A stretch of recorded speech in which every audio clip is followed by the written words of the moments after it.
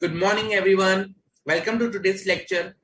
I hope everyone has prepared and read the fiscal audit text, audit under fiscal laws. Okay, so remember in last lecture we were discussing about clause by clause 3CD, which are the clause of form 3CD, what are the details, how to audit, how to gather the data.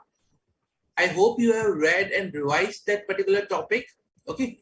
If you have any question, guys, on that particular thing, you can post it. I'll take it up during the lecture itself if it is related to this particular topic. Otherwise, I'll try to take up those questions which are related to other topic at the end of the session. Okay. So, guys, in the last lecture, we discussed about, till our clause 20. Remember, we discussed about clause 20, employee related payments and contributions, wherein there was one amount which is paid to employee as a bonus or commission, where such sum was payable in the lieu of profit or dividend. Second, details of contribution received from employees regarding funds. Remember? So these are the clause that we revised, or we actually not revised, we discussed in the last lecture, the last clause. Okay. Now, moving forward, we'll start. The next clause is clause 21, and very important one. Okay, very important one. Now, guys, before going or before discussing the clause, I'll again reiterate, emphasize on this thing that please read. Please read. Reason because today, let's say, for example, if I'm discussing clause 21, and if you have read that clause, then it will be very easy for you to understand what I'm discussing. Otherwise, at times it may happen, okay, what the sir is saying, like it's going above my head. So it's very necessary to read and to at least have a glance, so that whatever we are discussing over here, you can have an idea, you can correlate, okay, what I have read, and it will help you in understanding the concept or you can the topic in very much detail. Okay, so let me start with the next clause. Okay, next clause is clause 21A.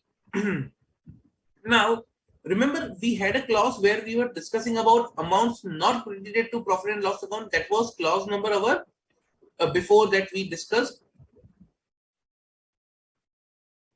Clause 16, amount not credited to profit and loss account. Same way, but bit different. It is also related to the profit and loss account, but this says that amount debited to the profit and loss account. Okay, amount debited to the profit and loss account being in the nature of personal advertisement or expenditure. So there are certain expenditures which are debited to profit and loss account, and they are being asked over here. Which are those? Okay, one, amount of capital nature debited to profit and loss account. If there is any amount which is debited to profit and loss account being capital nature, then that amount will come here. Then amount of personal nature, expense of personal nature, advertisement in any souvenir, brochure, tract, pamphlet, or like published by a political party. Means advertisement expense where we have paid amount to the political party.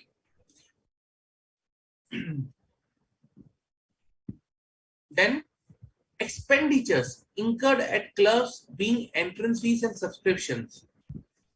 Expenditures incurred at clubs being cost for club service and facilities. Expenditures by way of penalty or fine for violation of any law for time being in force.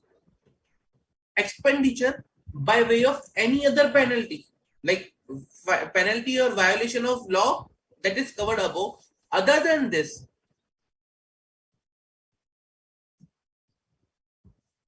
penalty or fine not covered above.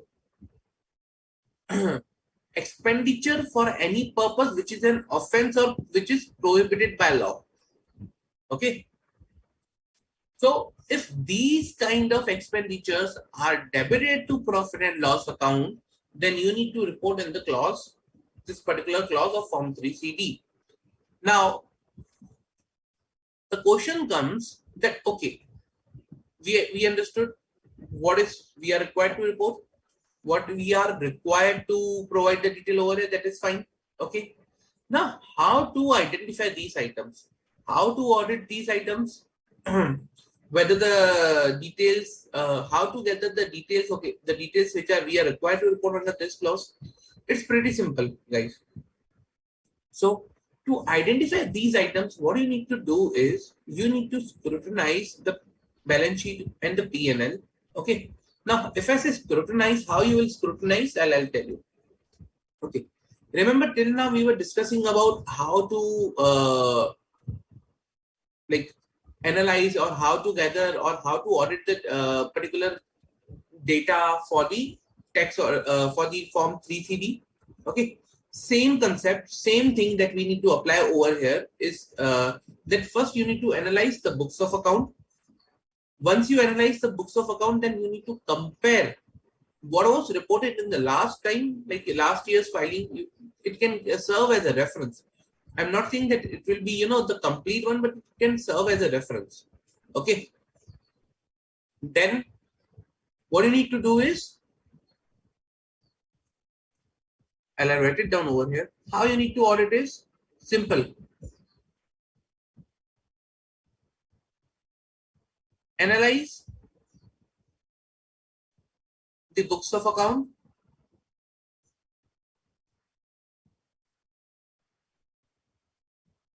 Compare with previous filings.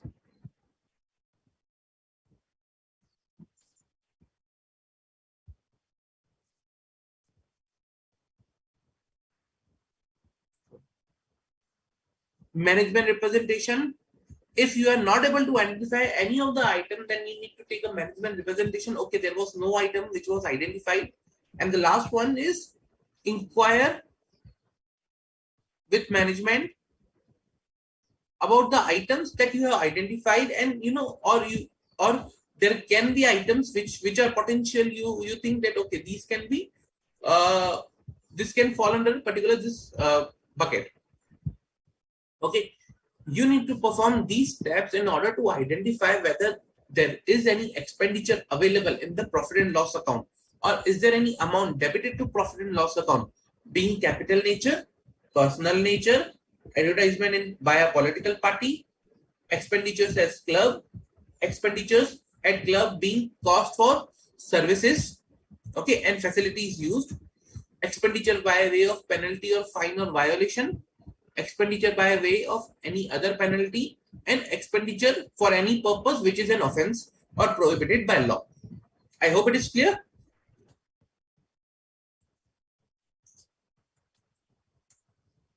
Any doubt?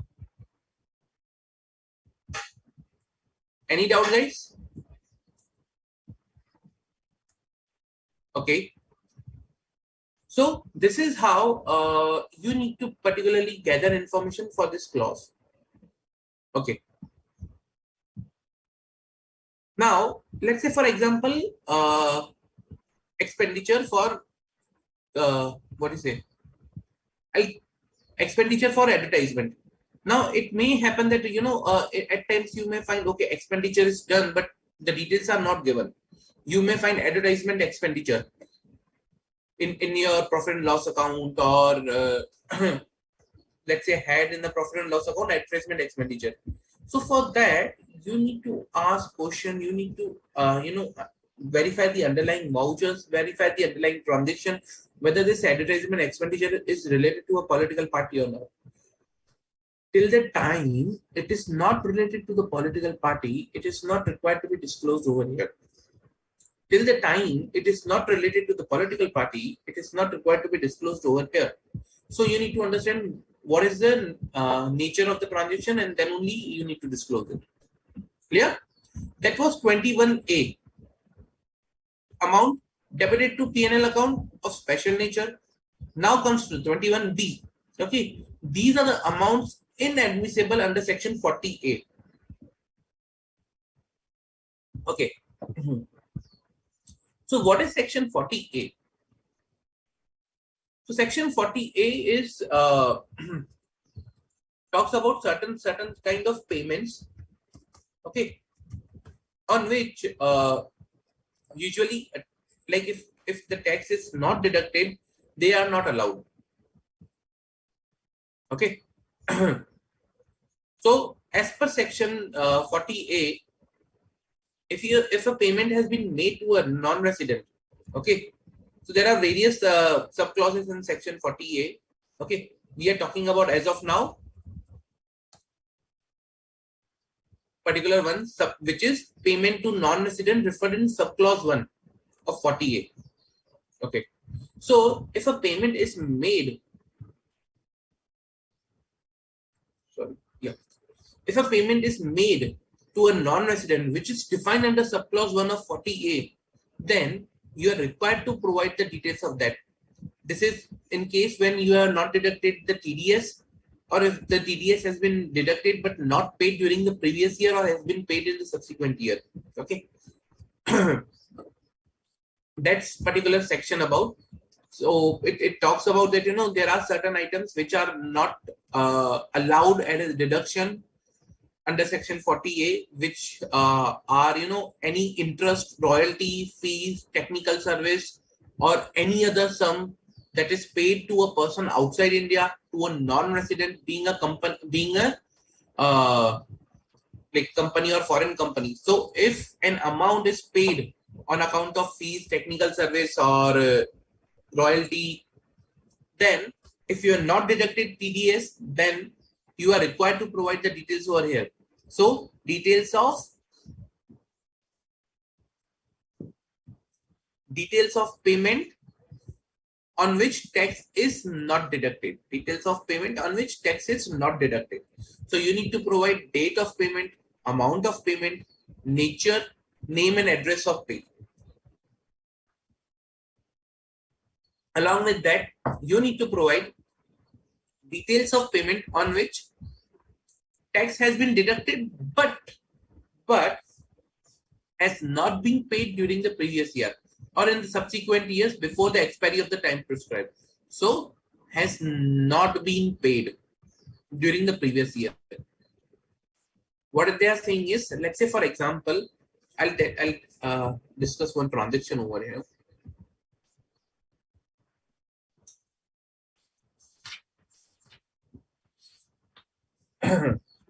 Okay, so let's discuss one transaction or one example over here that will provide us a clarity. Okay, so let's say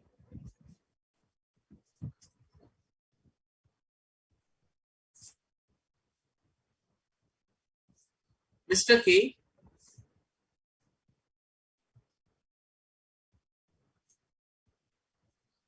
K paid rupees 3,80,000 during PY 21-22, or let's say 2021.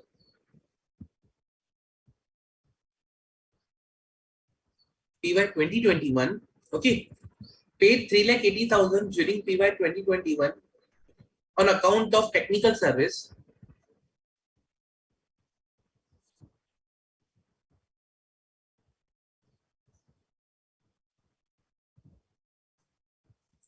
to Mr. A, who is a non-resident. Mr. A, non-resident. Okay.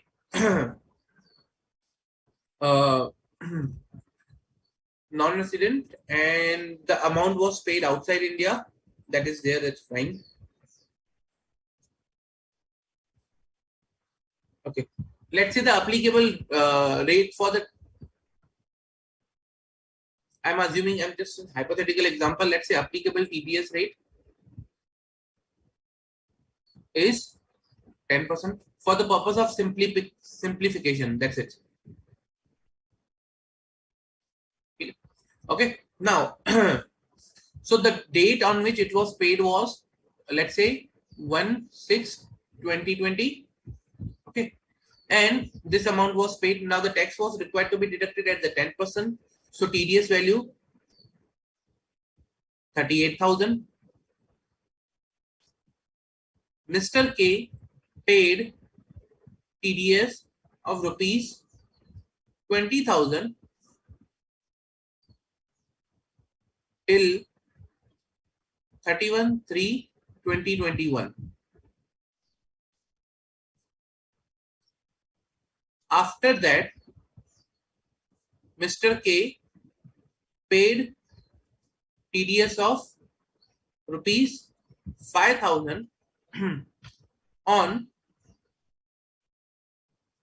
1/6/2021. Okay.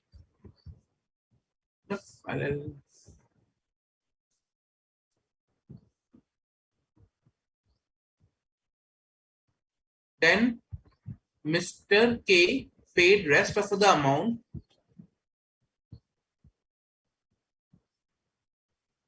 of rupees 10,000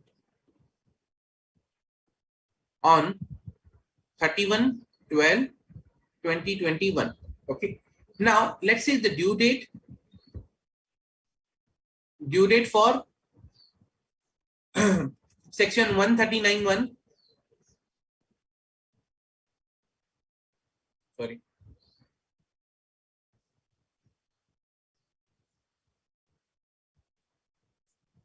Is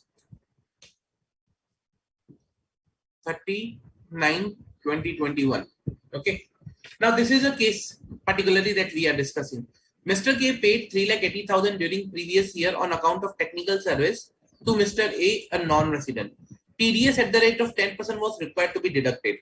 Now Mr. K paid rupees 20,000 on account of TDS to the credit of central government on 31/3/20 on till 31/3/2021. After that, Mr. K paid TDS of rupees 8,000 on 1/6/2021. Then Mr. K paid rest of the amount of rupees 10,000 on 30/12/2021. Now, assuming the due date for section 139(1), that is due date of filing return for Mr. K was 30/9/2021, how do you disclose this transaction under Form 3CD? Okay. So the question is that how do we disclose the details in the Form 3CD? Okay. Now let's say date of payment. First of all, this transaction is required to be reported. Reason because details of payment on which tax not deducted. But this is not the case. We have deducted the tax, but we have not paid. So this will not come. Okay.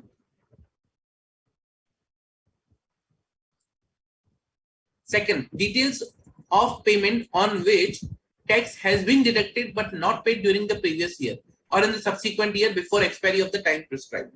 Okay, so here it will come. First, it will be the date of payment. My date of payment was 1/6/2020.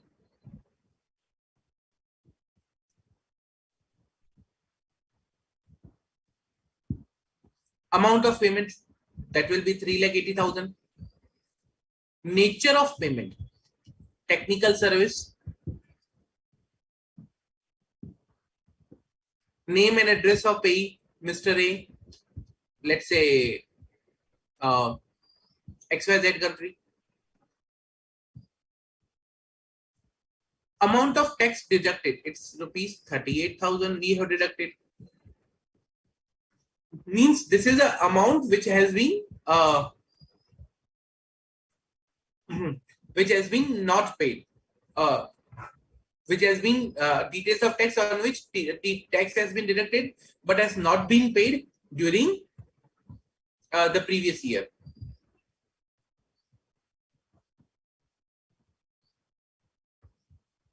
Okay. Now, along with this,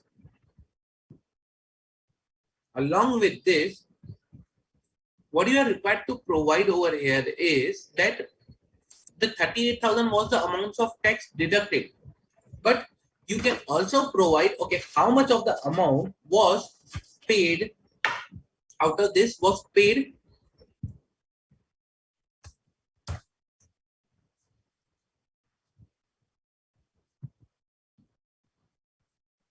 during the year, that is rupees 28,000, and the rest amount will be disallowed. Amount disallowed rupees 10,000 under section 40 AI 40A1. Okay.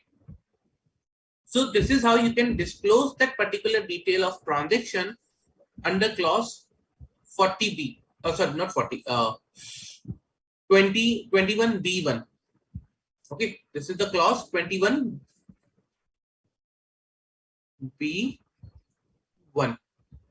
Okay. Any doubt?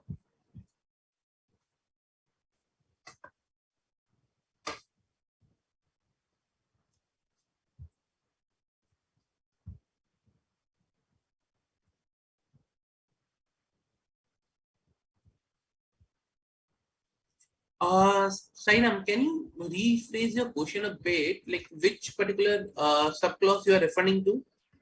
Like, see, there is one expenditure by way of penalty, expenditure by way of any other penalty. Now, first penalty is for violation of any law. Okay. Second is general penalties. Third is expenditure incurred for any purpose, which is an offense or which is prohibited by law. Like, if I have to give you example, bribe, or what we say is amount of commission paid for fast processing or something like that, which is not allowed by law, prohibited by law. So expenditure which is an offense or which is prohibited by law. Okay, something like that. And these are two are fines.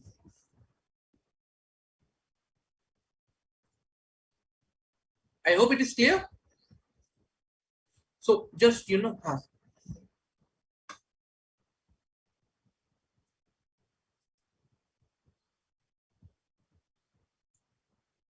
correct, Jet. So I have disclosed this 10,000 over here.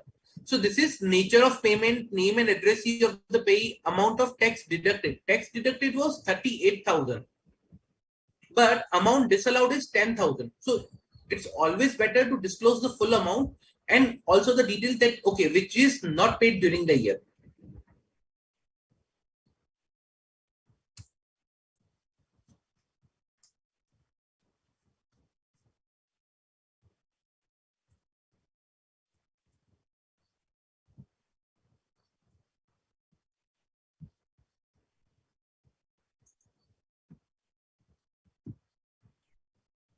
Okay.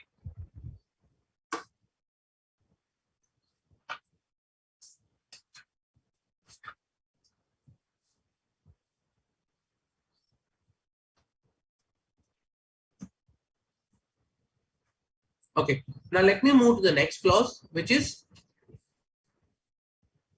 payments as referred in subclause 1A of section 40A.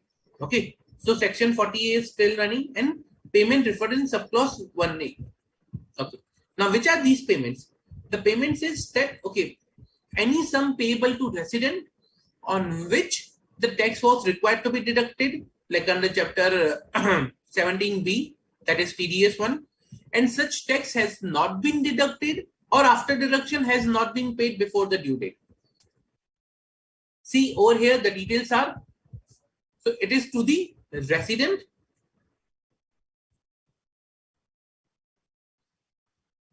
where TDS was required to be deducted. Okay. Required to be deducted. Now, what we are required to provide is details of payment on which tax is not deducted, date of payment, amount of payment, nature of payment, name and address of the payee. Point number B says that details of payment on which tax has been deducted but has not been paid on or before due date in a specified subsection 1 of 139. Same. Date of payment, amount of payment, nature of payment, name and address of the payer, amount of tax deducted, and out of that amount of deposited, if any. Okay, means so if any tax has been deducted, then what is the amount that you are deposited and what you are not deposited? Same way. Clear? So this is how you need to report under clause for second 21B2.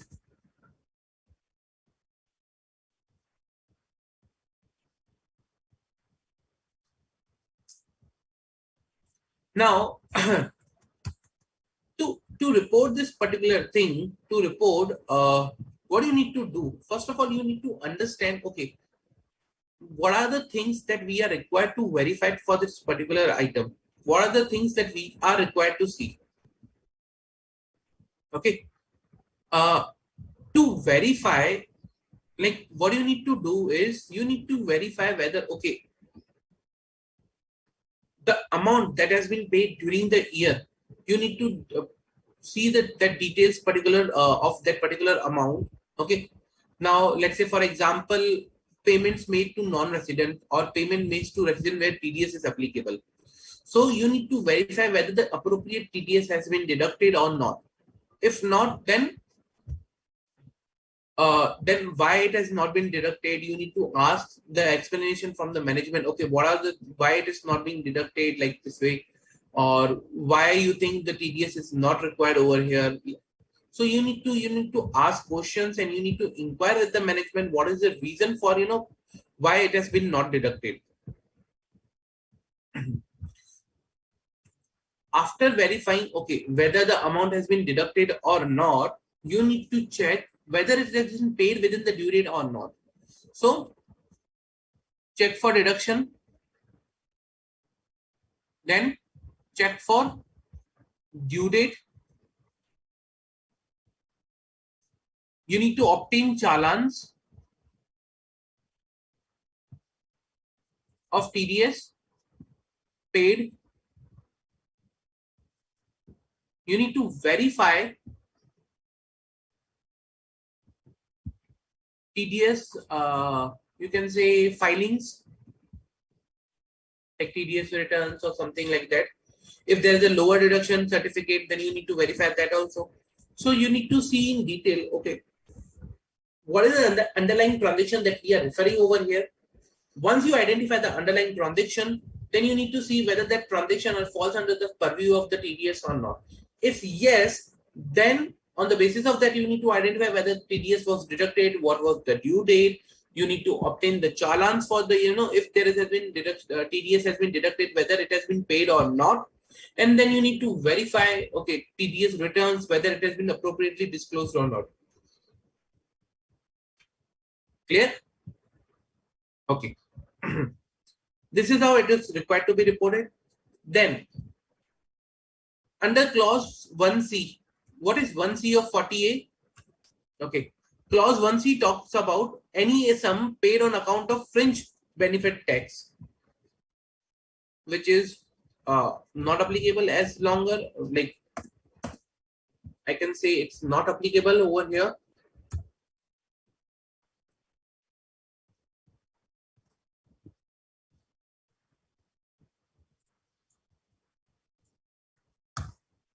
So any sum paid on account of fringe benefit tax. Yeah. That is my clause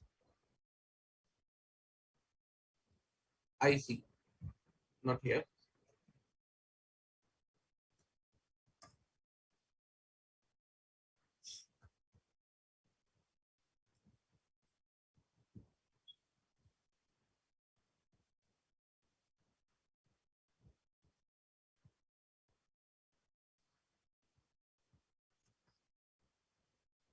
Okay.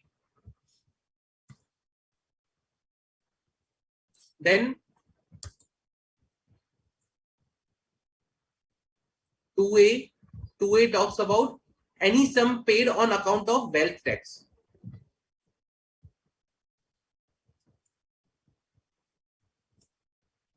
any sum paid on account of wealth tax will be reported over here. Okay, fine. 2B talks about any sum paid by way of royalty, license fees, service fees, or any other service charge by whatever name called, which is directly or indirectly from a state government. So the amount paid to state government or levied by state government, amount levied by state government, okay,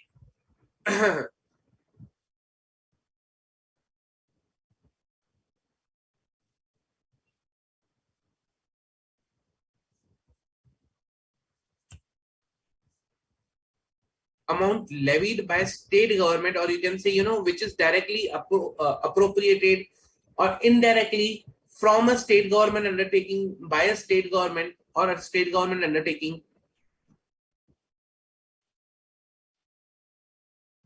okay, which is paid in the nature of royalty,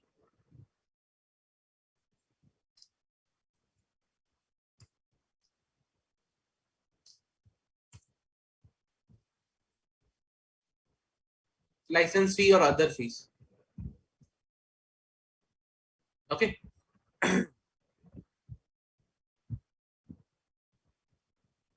Now these are the amount which are not admissible as a deduction under section 40A. And we are talking about the amounts which are not admissible as a deduction under section 40A.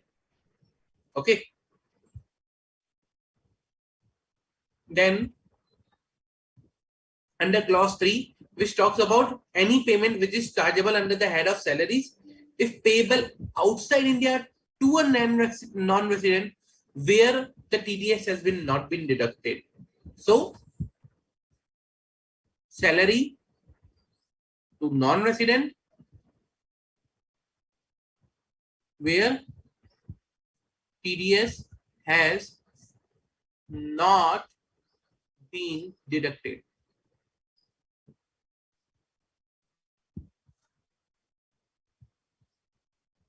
You need to provide the date of payment, you need to provide amount of payment, you need to provide the name and address of the payer.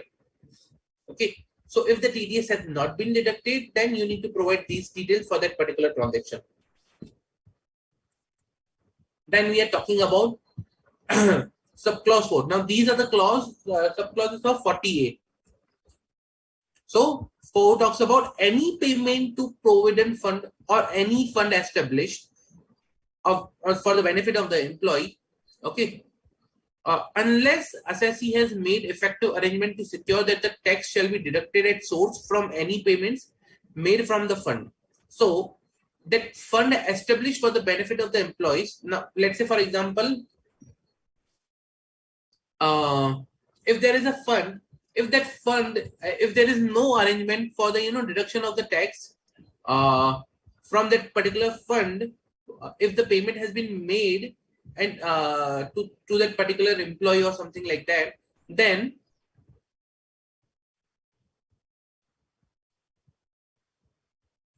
it will be disallowed under section under this particular clause 4. So payments to employees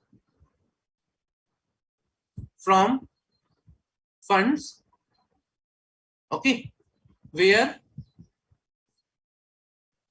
TDS is not deducted, you can say. So that amount will be disallowed. Clause 5 talks about any tax payable by employer under section 10cc. So tax payable by employer under section 10cc.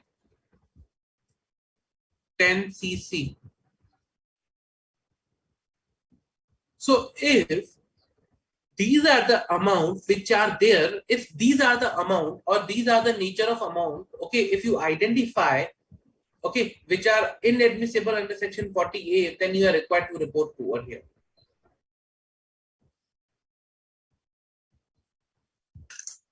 Okay. Any doubt?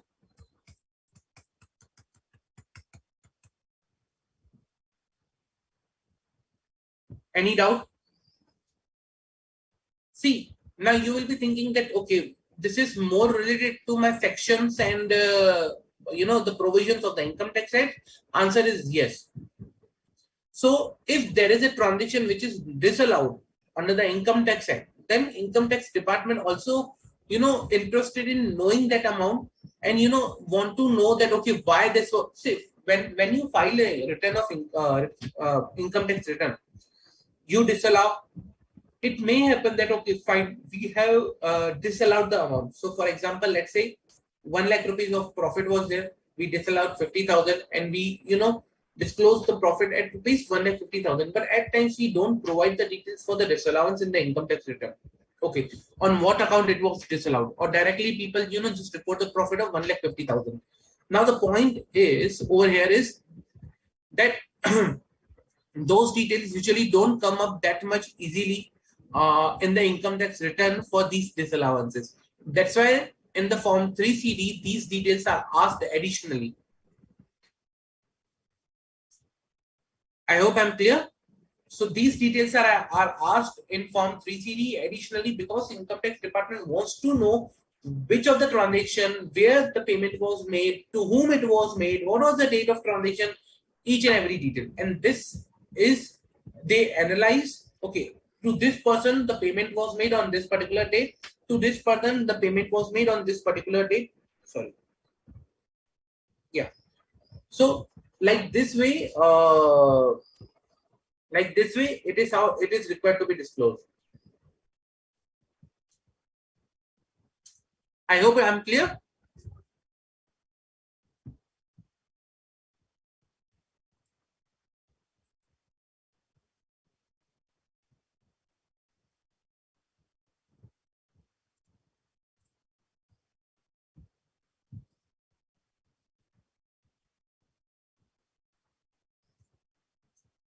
No, both are different.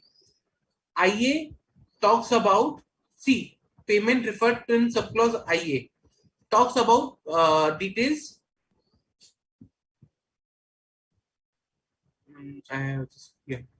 So it was about regarding the payments made to a resident where TDS was not deducted.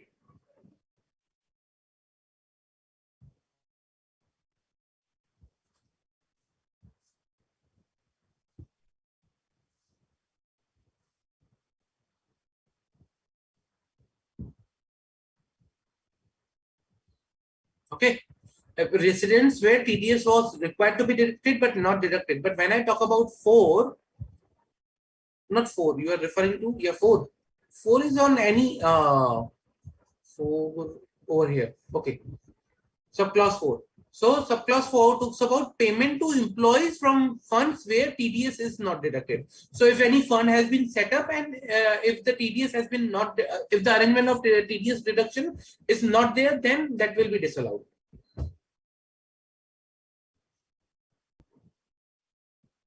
Okay. Now, amount debited to profit and loss account being interest, salary, bonus, commission or remuneration inadmissible under section 40B or 40BA and their computation thereof. So amount inadmissible under section 40B, 40BA, that is 40B talks about payment of salary, bonus, commission by whatever name called to any partner who is not working partner, payment of remuneration to any partner who is working partner, which is not in accordance with the partnership deed. Then there is a limit prescribed that on the first 3 lakhs of book profit, rupees 1,50,000 or 90% of book profit. Then for the rest of the book profit at the rate of 60%. Remember, there is a details provided under section 40B with respect to the remuneration to the partner, interest to the partners exceeding 12%. So if there is any amount which is inadmissible,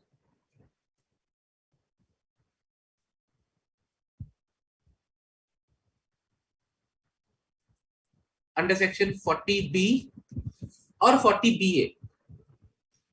BA is in case of an association of persons or body of individuals. For them, there is a section BA, 40B and BA. Then you need to provide the details over here, that is amount paid, amount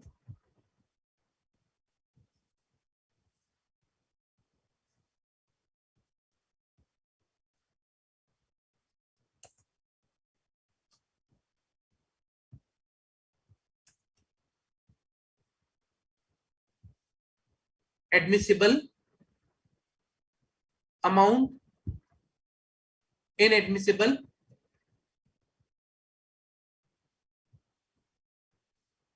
reason for disallowance. Why you are saying that this amount is not admissible? Okay, amount paid, amount admissible, amount inadmissible, and reason for disallowance.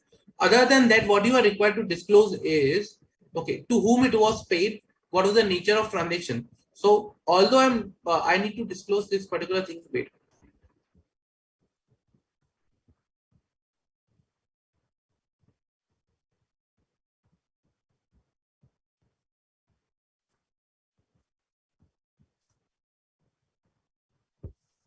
Although I need to disclose this particular thing, but still I need to disclose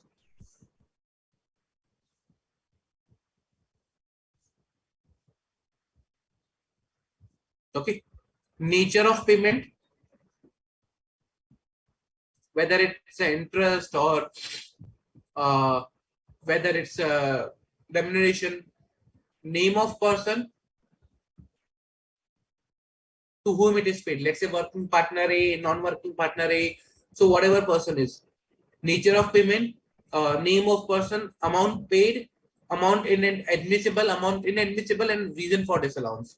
This is how you are required to report under this particular clause. Okay. Any doubt?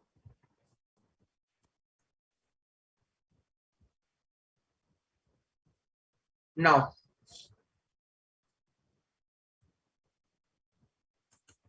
disallowance and deemed disallowance under section 40A3. Disallowance and deemed disallowance under section 40A3. What is 40A3, guys? 40A3 is regarding your where the allowance has been made in any assessment year for any liability incurred, okay, for any expenditure, and subsequently during any previous year, the assessee makes the payment in respect of that particular liability or that particular amount. Okay. Otherwise, by account pay, check, or bank draft means in the cash. The payments the payment that is made in cash shall not be allowed as a deduction from my profit from gains in business and profession, and is chargeable to income tax in subsequent years. But the limit is that which exceeds 10,000 in a day. Okay. So where an allowance has been made in assessment year for any liability incurred and expenditure, but the amount has been paid in, in the same year or subsequent year in cash more than 10,000 to a person in a day, then that will be disallowed.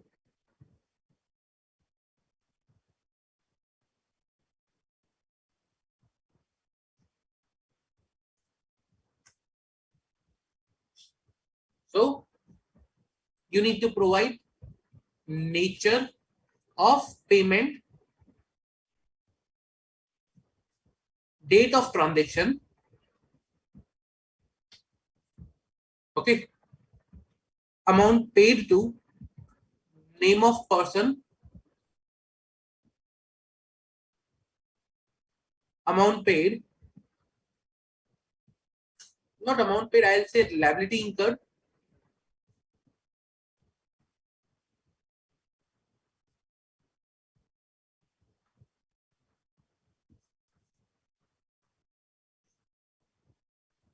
date of payment, mode of payment,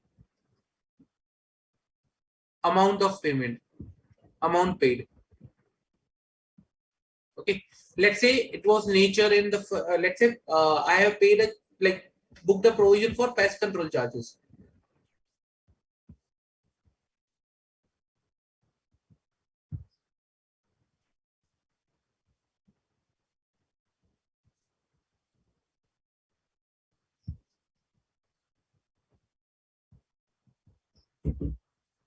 Date of transaction on which I booked this particular was, let's say 31/12/2020.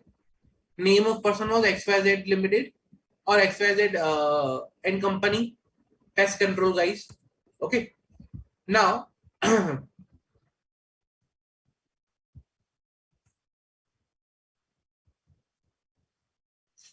let's say liability incurred that particular rupees, 1 lakh rupees. Now, date of payment, let's say my date of payment was 31/1/2021. Okay. Mode of payment was cash, and I paid an amount of rupees, let's say 80,000. 20,000 is still left to be paid. Now, this particular transaction will be reported over here because I have paid an amount of 80,000 in a cash to a person which is exceeding 10,000 in a day. Okay, that's why this amount will be reported over here. Any doubt?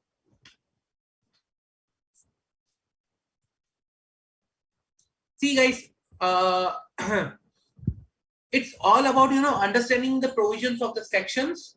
If you understood these provisions of the sections, then I don't think so it will be difficult for you to report the details, but it is under understanding the underlying section over here.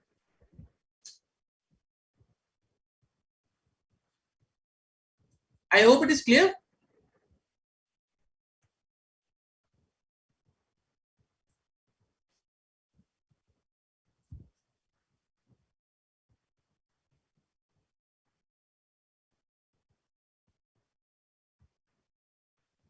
Any doubt, guys?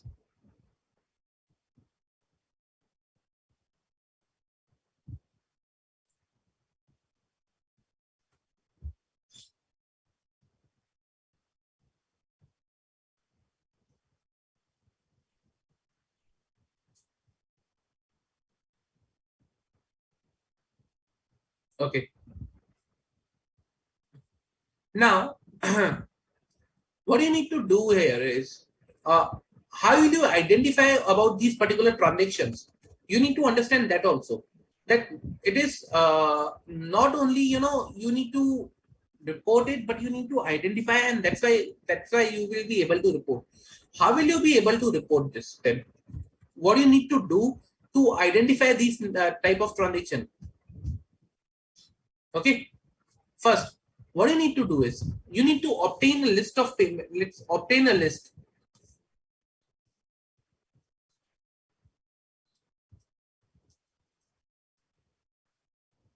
of transactions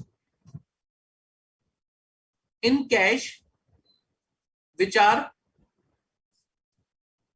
more than rupees 10,000. How can you do that? You need to verify cash book,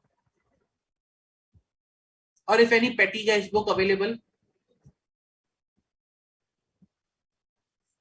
Okay, then once you identify the transaction which has more than 10,000, then you need to identify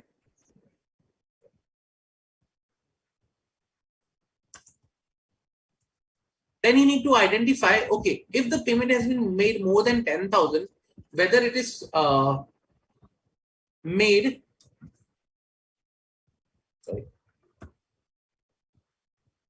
to a specific person. Okay, let's say for example 10,000 in a day, specific person in a day. Okay, in cash. If yes, then that transaction will be reported over here. Okay. Now, then you need to ask, okay, what was the reason for payment? You can ask why it was made in check, in cash, or what was the underlying reason or transaction. If you are not able to identify any of the transaction, then you need to obtain management representation. Okay. Then you need to also obtain a certificate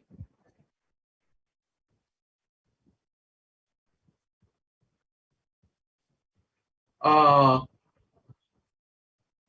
that I'll cover. Let's say this certificate part I'll cover right now after this particular clause. Okay. Also verify last year's filing. You can say form 3CD. It will give you an idea. Okay, what are the things which were reported last year? There can be chances that the same are occurring this year also, but again, you need to verify the completeness and accuracy of those transactions. This can be only this last one can serve only a reference point, but not the the it will not ensure the completeness. Okay. Okay. Now, once you identified disallowances under section 48.3, we saw how we need to report. Over and above that, what we are required to report for this is on the basis of examination of books of account, other relevant document and evidence, whether the expenditure covered under 48.3 read with Rule 6BB were made by account pay check on a bank or pay bank draft. If not, then furnish the details. Like we saw the details over here: serial number, date of payment, nature of payment, amount, and name and PAN number or Aadhaar number of the payee. Okay, to whom it was paid, like details of paid to a person. B, on the basis of examination of books of account other relevant records, whether the payment referred to 48.3a. 48.3 was, guys, 48.3 referred to my amount paid to you can say part like amount paid to in respect of a person aggregate of 10,000 for an expenditure incurred. Okay, that was 48.3. 48.3a is like where allowance has been made in any year. Now in the subsequent year we are paying in cash.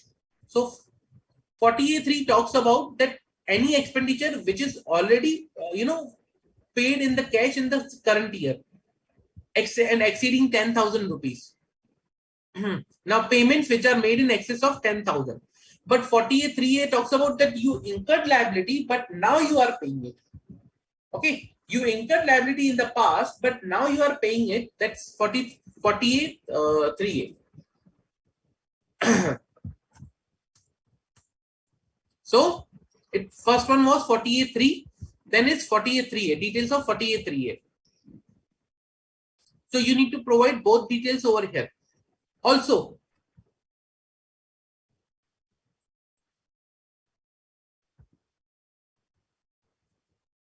now let's say for example, the words which are used in the section are account pay check drawn on bank account or account pay bank draft or through bank clearing system. Now let's say for example, if the check payments are made, if it is payment is made through check, then how will you identify that was account pay check? How will you identify that it was an account pay check? It's pretty difficult to identify that particular thing, that it was an account pay check. So what we do is, if we are not able to identify, then we'll take a certificate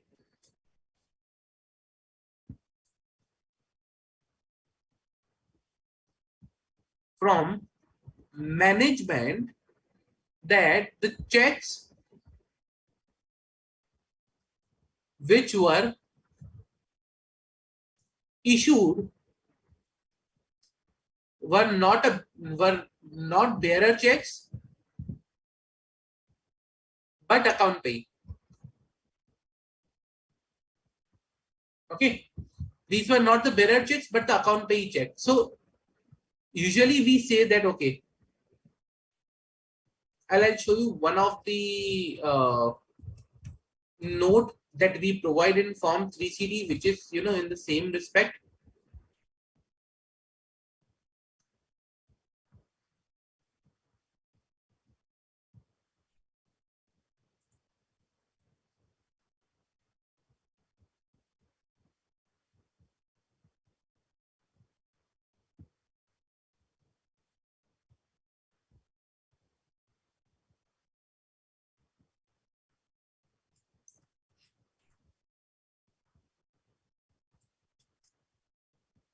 Okay. This is how we report that it has been not possible for us to verify the payment in excess of 10,000 in aggregate and have been made otherwise by an account payee check or bank draft as necessary evidence was not in the position of the management. So we provide this note that it was not possible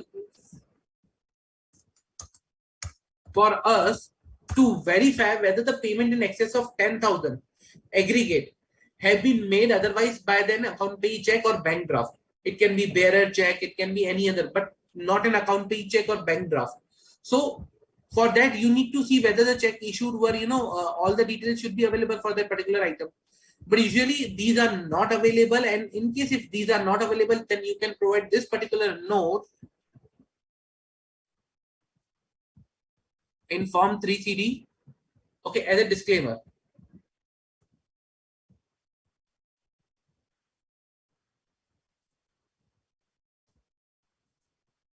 Okay, so this note is required to be provided in case if you are not able to verify the details, if it is practically not possible to verify and the management doesn't have the data. I hope it is clear.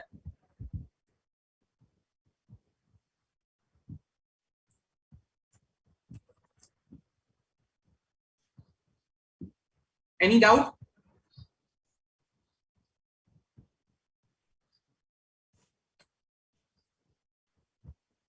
Okay. Now, next is provision for payment of gratuity not allowable under section 40A7. 40A7 talks about that no deduction shall be allowed for any provision made by assessee on account of gratuity. Okay. Uh, for their retirement or termination of their employment or for any reason, unless for this purpose a payment is made by way of a contribution. Unless the payment is made, there will be no deduction allowed for any provision. So till the time payment is not made, like no provision or will be allowed at a deduction. So what you need to do is you need to provide the details. Provision made, let's say for example, amount out of that paid. Now if you see the section says that that if the payment has been made by the assessee by way of any contribution to approved gratuity fund that was payable during the previous year, then only the deduction will be allowed. Okay, then only the deduction will be allowed. Means if the payment is not paid during the previous year, then no deduction will be allowed. So amount paid, due date of payment, and date paid. So this will ensure the amount was paid during the previous year itself. If you read the section, it says only amount that is payable during the previous year become payable during the previous year. If a amount was payable during the previous year and it was not paid, then no deduction will be allowed. So same way, you need to report over here is payment provision for payment of gratuity not allowable under section 40A7, for which the payment has not been made.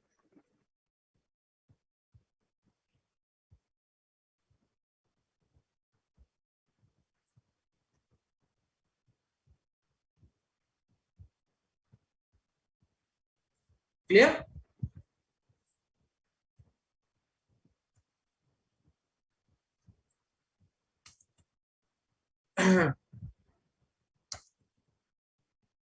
Any doubt?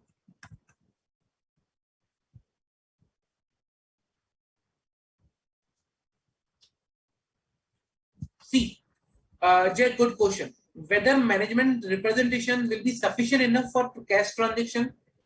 What will be in the management representation, like content or format? Jay, management representation is not alone. It's not sufficient alone. You need to obtain other evidence also to support your conclusion. Let's say, for example, today I'm saying there was no transaction in excess of 10,000 which was paid in cash.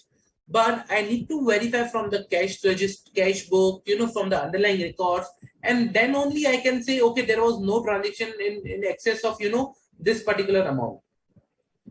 Along with that, I'll take a management representation. Alone management representation is not sufficient. And whatever details are there, for example, let's say you identified one transaction or you identified zero transaction, then your management representation will be, what you say, in that particular line or that particular format. Let's say, for example, if I haven't identified any of the transaction, then management representation will contain that particular line that, okay, during the period, there was no transaction that was, in excess of 10,000 paid in cash, or otherwise in an account pay check or bank draft. So if you ask me the content, there is no definite content, but that will, depend upon the underlying transaction.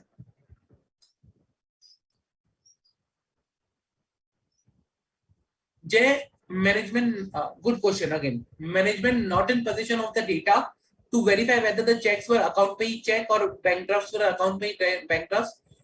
Practically, it is not feasible to maintain all that data. Reason because once you issue the check, whether you have issued an account pay check, account pay bank draft, how will you identify? Let's say, for example, management says you that all the details for account pay check, all the checks for account pay check. Is there any way available to you to identify that particular check which was issued was account pay check or not, unless and until you don't have a copy of that check or something, details written by the management? But unless and until you don't have that evidence available, how will you ensure that that check was issued account pay only? So at times, practicality also plays a role where it is not feasible to verify. So that's why we obtain a certificate from management. Okay, where it was not feasible for auditor to verify. Sorry, where it was not feasible for auditor to verify whether the check which were issued were account pay or bank draft which were issued were account pay, then in that case, auditor should give a note in the report that it was not possible for him to verify whether the payment in excess of 10,000 in aggregate have been made otherwise by then account pay check or bank draft, as necessary evidence was not in possession of the management. Simple.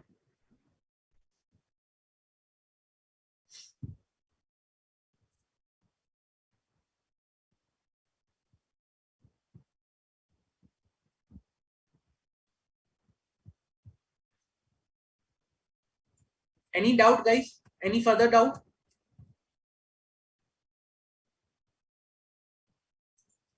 How bank statement? Fitila, can you explain with your query more?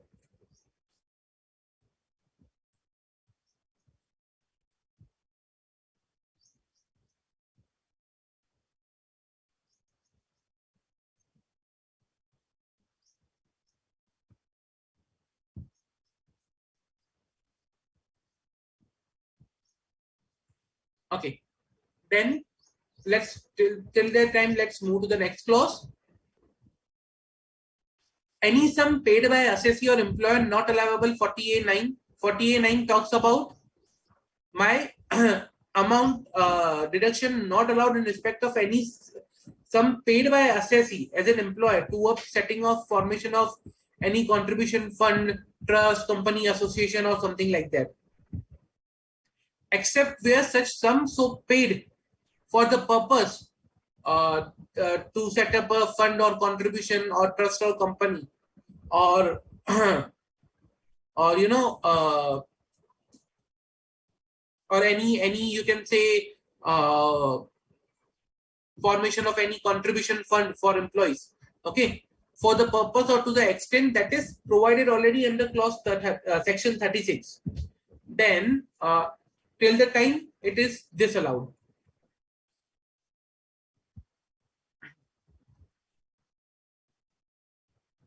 Now these payment can be, payment of setting up a formation of fund, contribution to any fund, trust, company, AOP, BOI, something like that.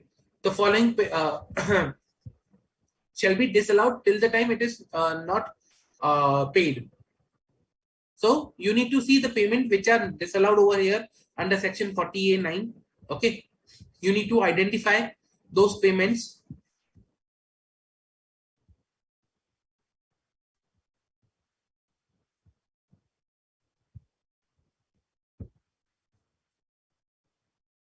Which are disallowed under section 48(9). Then what you need to do is you need to inquire with management. Okay, what was the reason and whether any transaction exists where you have paid the amount, all those details. Okay, analyze books of accounts to identify such transactions. Okay, if you are not able to identify any of the transaction, you need to take management representation. Okay, there is no such transaction available. Check ledgers of staff welfare, donations, contribution to provident fund, gratuity, to understand whether there is any such transaction present. So by this way, you can identify this transaction and can report it over here.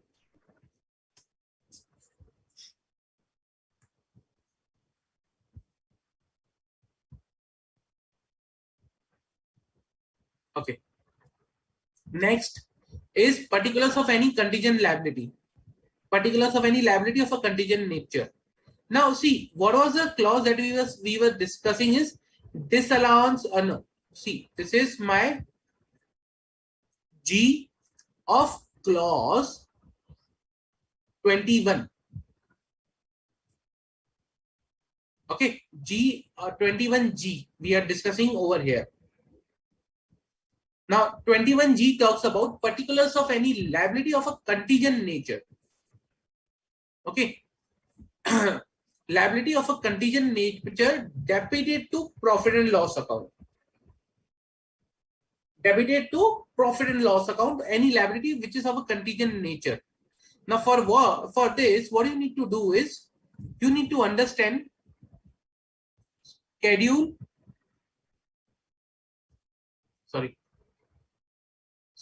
of contingent liability.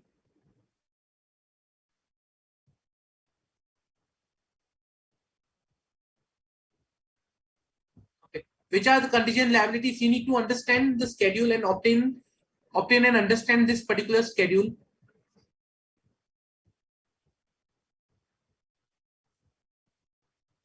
Okay. Then what you need to do is you need to, like, usually when I say liabilities of contingent nature, they are some due to some litigations and some cases which are going on. So you need to understand the ongoing litigations.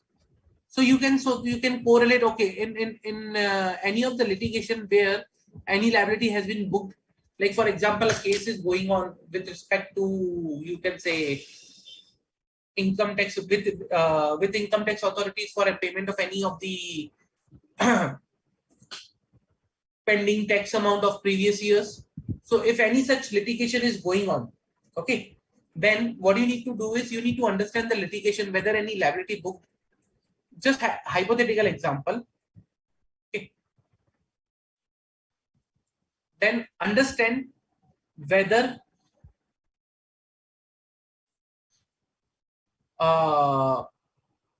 there is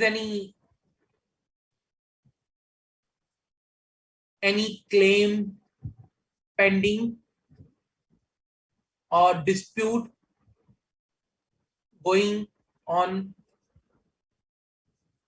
any claim is pending on the assessee, any dispute is going on, or you can say any suit has been filed against assessee.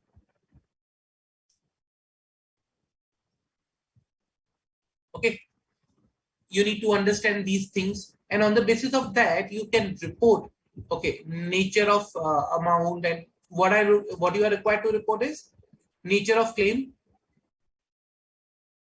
or nature of contingent liability, then then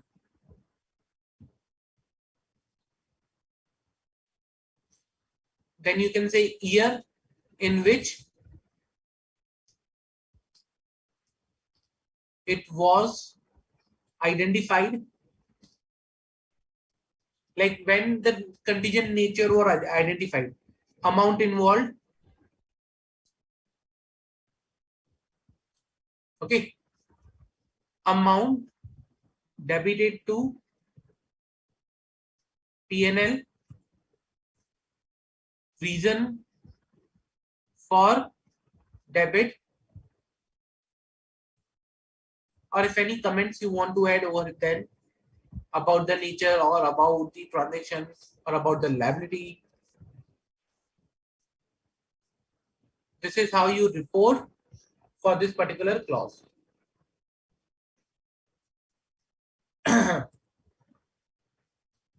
So this is how you report it for this particular clause.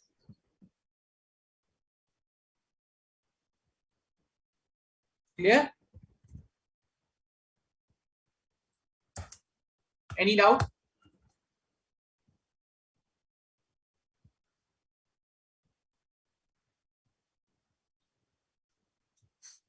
Vidula, you are correct. Name appears in the bank statement, but let's say, for example, it's a bearer check. I have endorsed check to any other person. If that person, deposits that particular check in his bank account, his name will appear in the bank statement, but it will not be a, account pay check. It was a bearer check passed on to the person to person. So in that case, you won't be able to identify the name which is appearing in the bank account is the person to whom the check was given. Okay. Okay. Then 21H, amount of deduction inadmissible under section 14A in respect of expenditure in relation to income which does not form part of total income.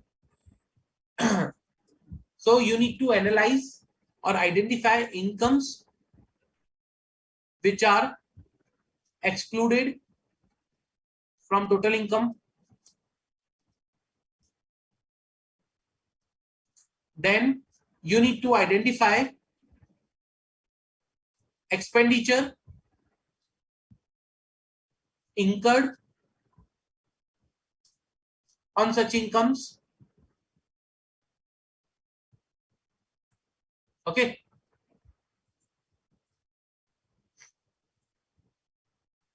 Inquire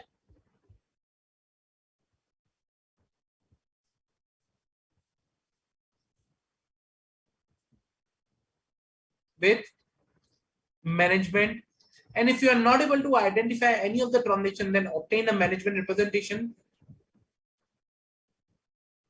to confirm that okay, there is no such transaction which falls under the ambit of this particular clause. Clear? Pretty much easy. There is nothing difficult in this. Okay. 21I. Amount inadmissible under the proviso to 3613 clause 21I. It is related to expansion of business or profession where the new asset has been acquired.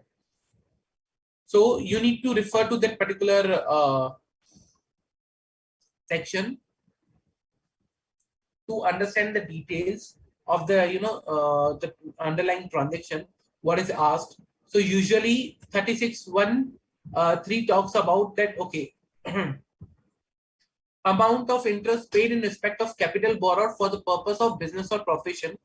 Okay, now that is something shall be allowable, but that any amount of interest that is paid in respect of capital borrowed for acquisition of asset for any period beginning from the date which the capital was borrowed for acquisition till the date on which asset was first put to use shall not be allowed as a deduction, because that is a borrowing cost that is required to be capitalized. So you can say for the borrowing cost that was capitalized.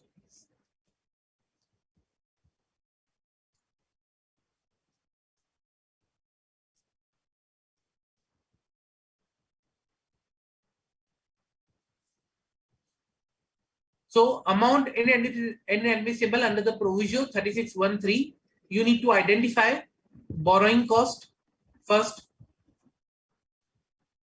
Borrowing cost incurred during previous year. Then you need to identify whether asset for which the borrowing cost is there. Okay, asset whether put to use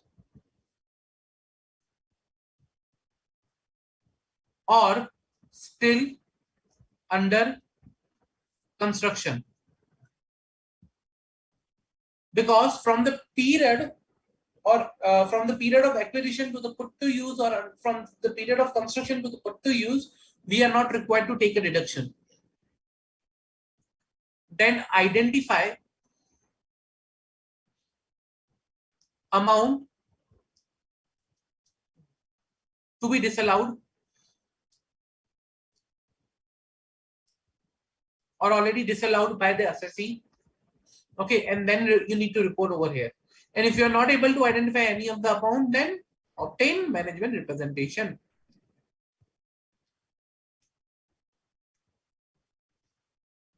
I hope it is clear.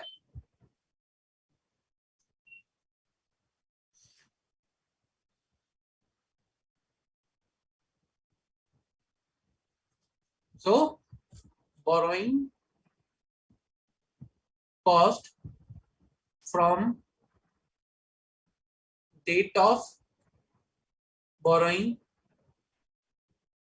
till asset is put to use is disallowed.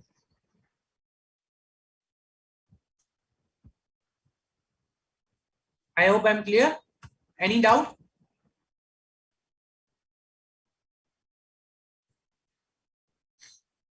Okay. So the question is over here is reason for debit under clause 21G. Okay. Now, what do you mean by reason for debit? Reason for debit means, let's say there was a contingent liability, okay, of rupees 10,000. There was a case against a company, filed a case against the company of rupees 10,000. Now, that was a contingent in nature that we might, lose the case and we need to pay 10,000. So, based on the best judgment assessment or based on the assessment of the case or litigation, we can identify, okay, a provision is required, but still the liability is of the contingent nature. So what we'll do is we'll book a provision. When you book a provision for a contingent liability that the case may or may not come in the favor of the company, while booking a provision, you debit the profit and loss account and you create a liability or a provision. Now, the reason for debit means you need to provide that justification why you are booking a provision against a contingent liability. Why do you think there will be a provision for this particular contingent liability or the liability which is still in the contingent nature? But what you can say, you need to provide your assessment, by judgment assessment, why you think there will be a materialization of this particular contingent liability. Clear? Okay. Now then, clause 22, amount of interest inadmissible under section 23 of MSME Act. So if there is any interest which is inadmissible under section 23 of MSME Act, then you need to provide over here. So for that, what you need to do is first identify list of MSME vendors. Okay, which are MSME vendors that you are required to pay. Understand the payment made to MSME vendors and particularly after due dates, because these are the late payment which attract the interest. Okay. Obtain statement from MSME vendors.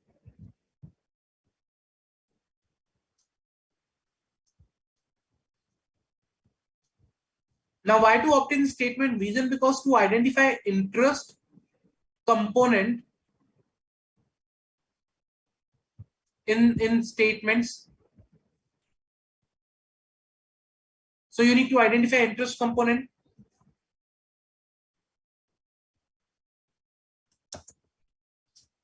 Once you identify interest component, then you need to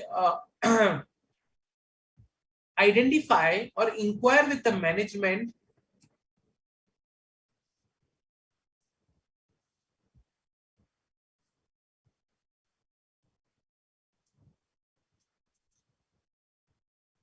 regarding other details, why there was a delay, what was the reason for the delay, or is there any transaction that has been not covered over here? Do you think there was a payment of interest?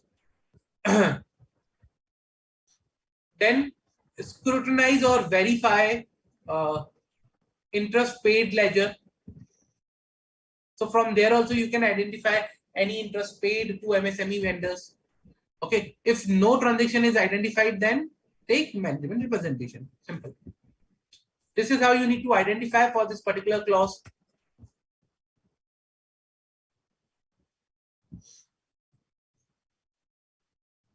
Then clause 23. This was clause 22 of form 3CD. Now clause 23. Clause 23 talks about payments of particular made to person specified under section 48(2)(b). Okay, it talks about 48(2)(b).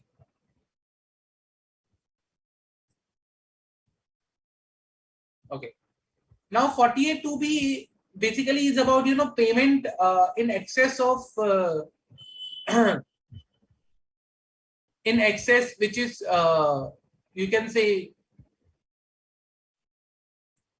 basically like excess payment made in compared to which is assessed. And when I say 48(2)(b), the payments are made to persons specified. There is a list specified of the person who can be considered as a related person, related parties. Okay, now where any expenditure which is made to persons specified under 482(b), then that amount is required to be reported over here. Okay, so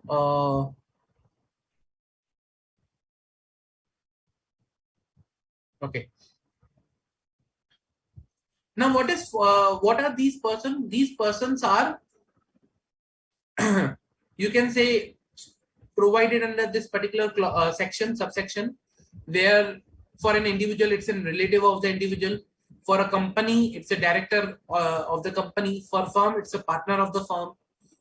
Okay, for HUF they are the members. Any individual who has a substantial interest in the business of assessee or relative of such individual.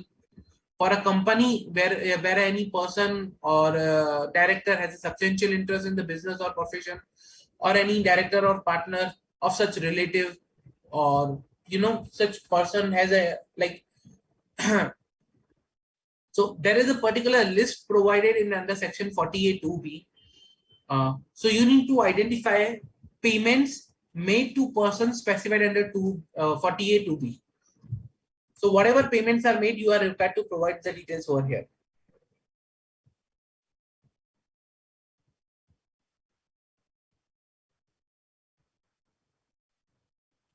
Okay. Now, so there are two provisions which works hand to hand, which is 48(2)(a), 48(2)(b). 48(2)(a) is talks about payments which are made to certain persons, which is in opinion of the assessing officer is excessive or unreasonable. Okay, which is in excess and which is unreasonable. And 48(2)(b) provides a list of the person where you need to verify, for example, 48(2)(a) talks about if payments made to certain classes of person which is unreasonable, then it will be disallowed. Now those certain classes of people are defined under 48(2)(b). So we need to see both together, but again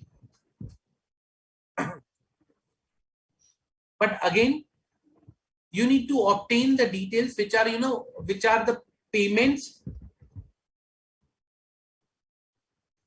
made to specified people, specified person. When I say specified person, person specified under section 48(2)(b). Okay, you need to obtain detail first, then also you need to obtain list of specified people, specified person. Okay, once you obtain these two things, then you need to analyze nature of payment made / amount of payment made, amount paid, nature of payment and amount paid. You need to identify these things. Okay, payments can be of capital as well as revenue in nature. See, the clause specifies only payment. It not talks about the payment which are of only revenue nature, but it can be to capital nature. Payments can be of liability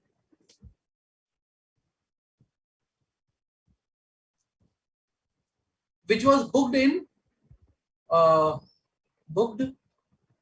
in previous years. Not previous year. Preceding previous years. Like let's say for example, not booked in the current previous year, but preceding previous years. Then in that case, you are required to provide the detail like nature of payment,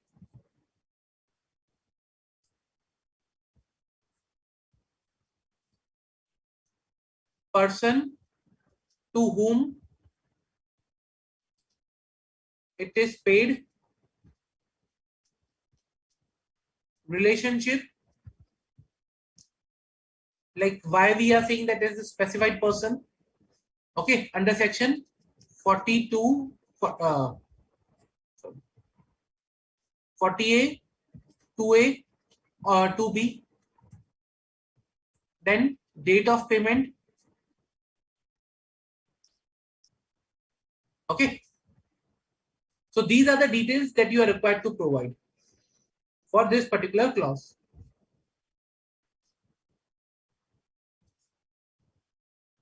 Clear? If you are not able to identify any, then you need to take a management representation. Any doubt?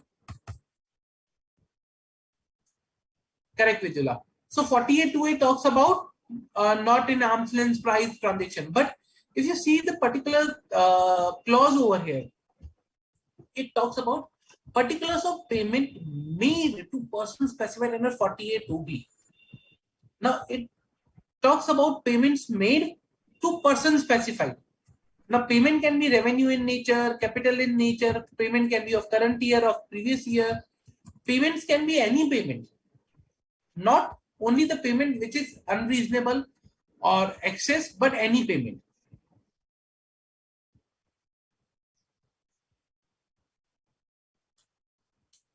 Okay, so I'm not talking only the payment which is in excess, but payments can be any payment. Now this 48(2)(a) is just to understand the whole context and the whole section, but here we are just only required to provide the details of payment made. Okay, I hope it is clear. Let's do one thing. Let's take a quick 5 or 10 minutes break, then we'll continue again.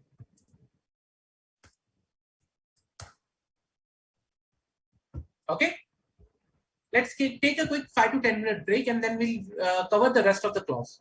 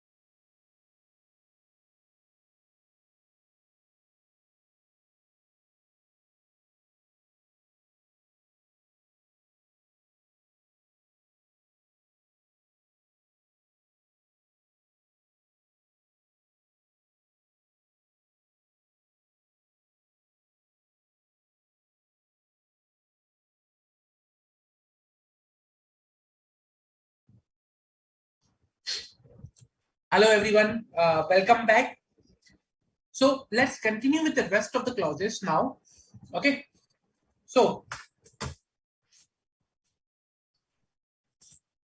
clause number 24, amount of deemed profit and gains under section 32 AC, AD, AB, ABA and AC. Okay, so if there is any deemed profit which is booked under 32 AC, AD, AB, ABA and AC, that we are required to report over here.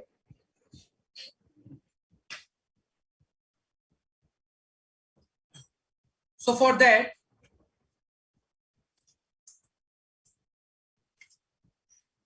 what you are required to do is you need to understand, okay,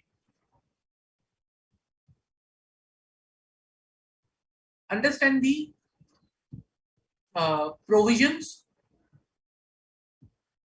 / projection, whether they are eligible for the deemed profit, okay, whether they are eligible for under this particular section, okay. Then number two, you need to understand conditions described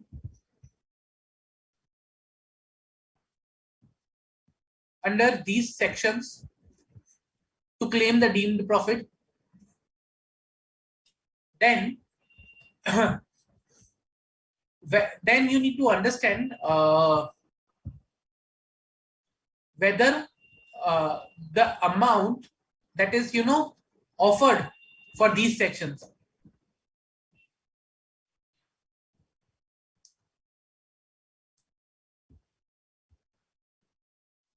as deemed to be profits. Okay, so you need to understand the conditions, the amount offered under amount offered to deemed to be profit and gains under these sections, the condition, and then if you are not able to identify, then take management representation. Clear? Any doubt? Okay.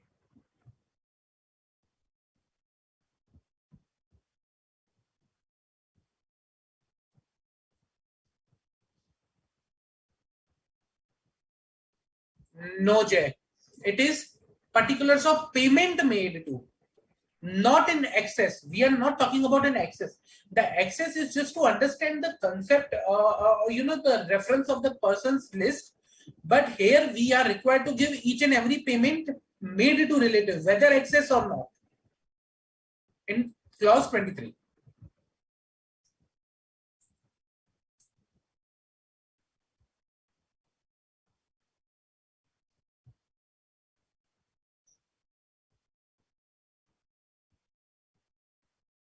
Clear?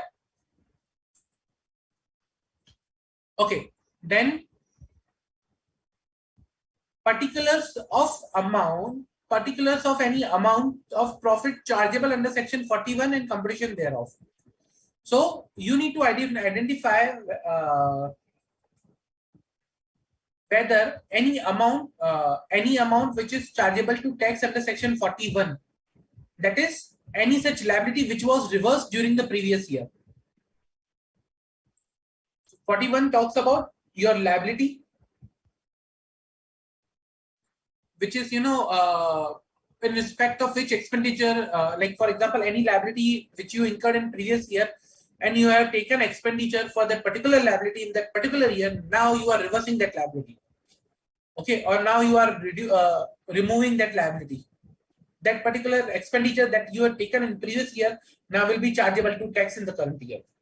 Okay, so for that what you need to do is you need to identify reversal of liability. What you need to do is identify liabilities reversed, waived during previous year. Number two, whether any expenditure was allowed for such liabilities in preceding previous years? If yes, then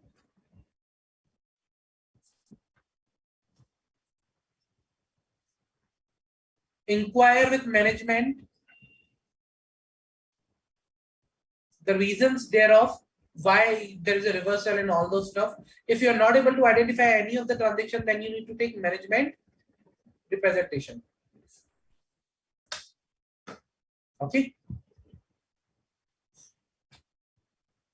I hope it is clear. These are pretty much easy clauses. There is nothing difficult. You need to understand the underlying section. Once you understand the underlying section, then I don't see any difficulty in replying to these particular clauses.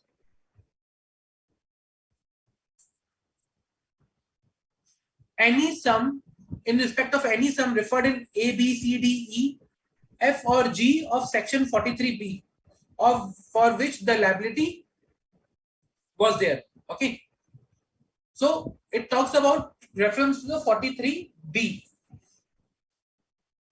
Now 43B talks about that, okay, it is certain deductions only to be allowed on actual payment.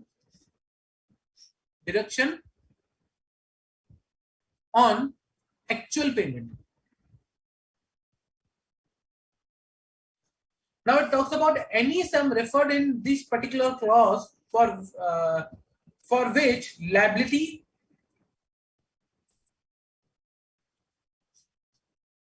pre-existed on the first day of the previous year but was not allowed in the assessment year of any of the preceding previous years. Means it was there in the previous year but it was not paid in that previous year. Okay. And now in the current previous year, the liability is there. The liability is there, but it was still not paid.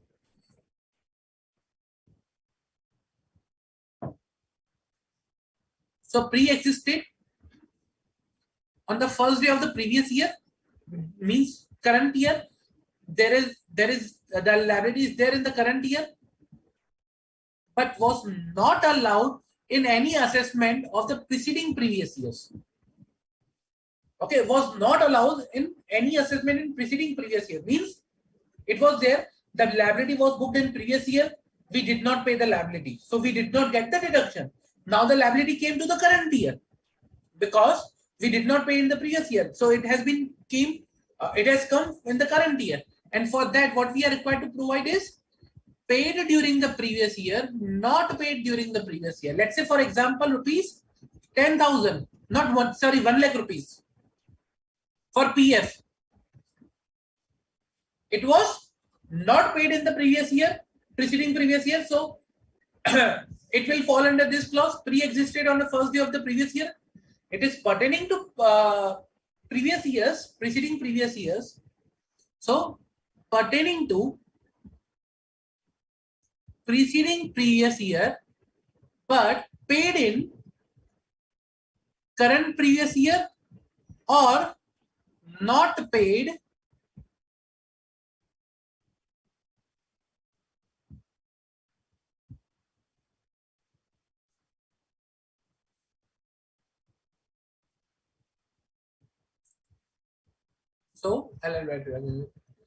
so liability booked in preceding previous year, which is not paid in preceding previous year. Now for this kind of liability, what you are required to do is you are required to provide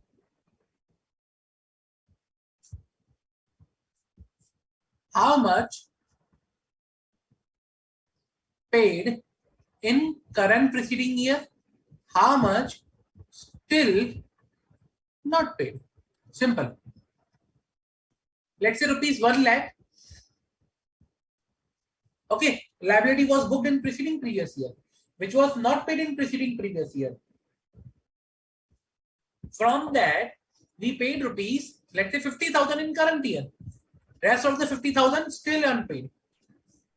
I'll change the number. so that it can help to understand. Let's say 60,000. So rest of 40,000. So 40,000 still not paid. What you will do is, pre-existed on the first day was rupees 1 lakh, out of which paid during the year rupees 60,000, still not paid rupees 40,000. Second, was incurred in the previous year and was paid on or before due date of furnishing return, not paid before the date. So this was liability booked in preceding previous year and not paid over there. But what about liability booked in current previous year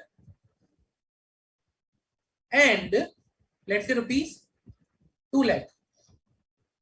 And again, there can be two scenarios. One,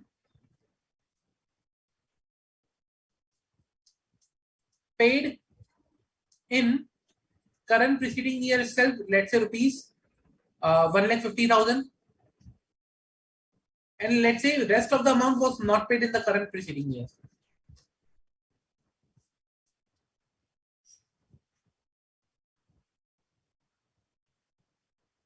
Still not paid rupees 50,000. Now this 50,000 for the next year will become this amount. Okay, this 50,000 for the next year will become this amount. That liability booked in preceding previous year, not paid in preceding previous year. Okay, but the 1,50,000 which is paid will be reported over here. So it was incurred in previous year, paid on before of due date rupees 1,50,000, and not paid rupees 50,000. This 50,000 will become this amount in the next year. But if any of the amount that is not paid or from the previous year, these two will be reported over here in the next year. So next year it will be reported rupees 1 lakh. 40,000 of the preceding previous years and 50,000 of immediately preceding previous year. Clear?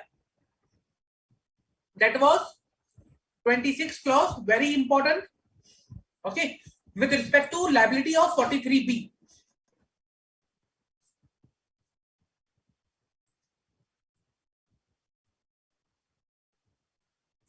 Okay, clause 27A. This is related to the SENVET. Amount of central value added tax credit availed or utilized during the previous year and its treatment in the profit and loss account and treatment of outstanding SENVET credits in the account. So over here we are required to provide the detail of the SENVET credit. Okay. So you need to first understand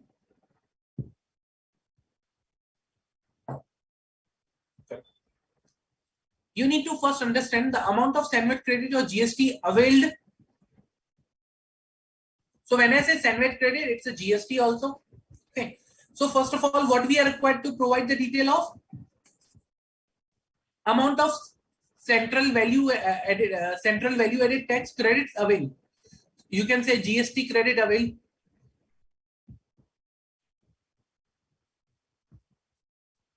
During previous year. Okay.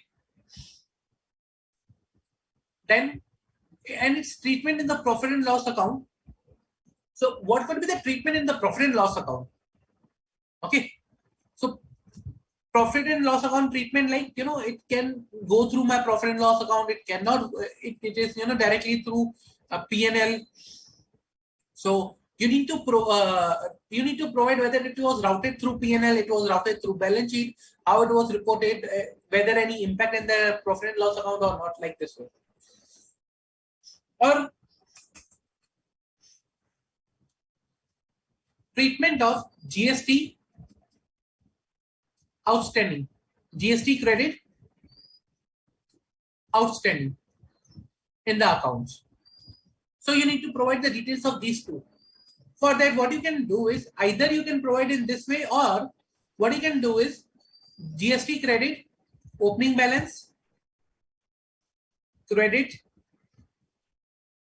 availed, credit, utilized, and then closing balance.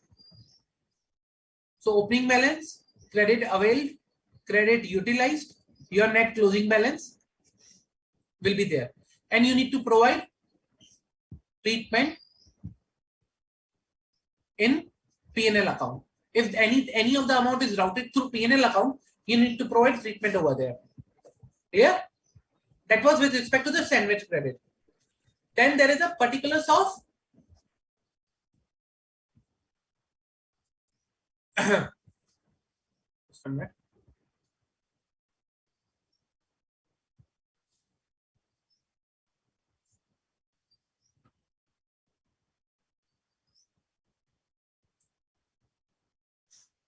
yeah, then it is particulars of any income or expenditure of prior period credited debited to the profit and loss account. If there is any income or expenditure of prior period which is credited or debited to the profit and loss account, then you need to provide the detail. For that, you need to understand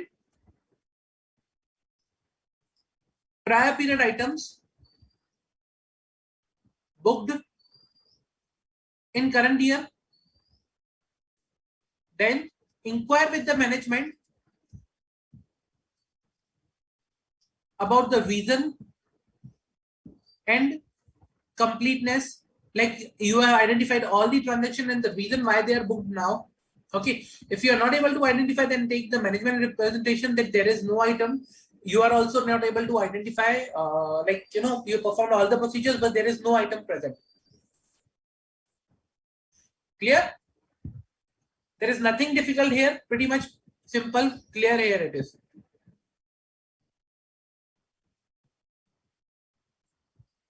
Okay.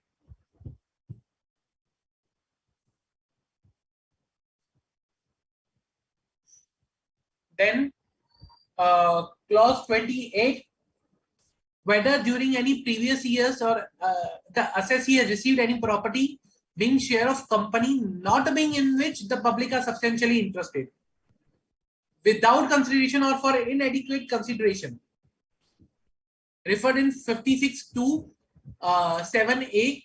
If yes, then provide the detail. Okay.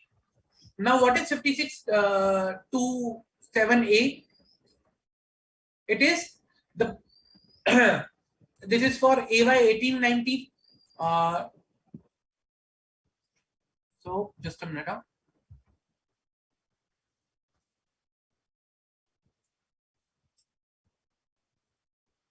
Okay.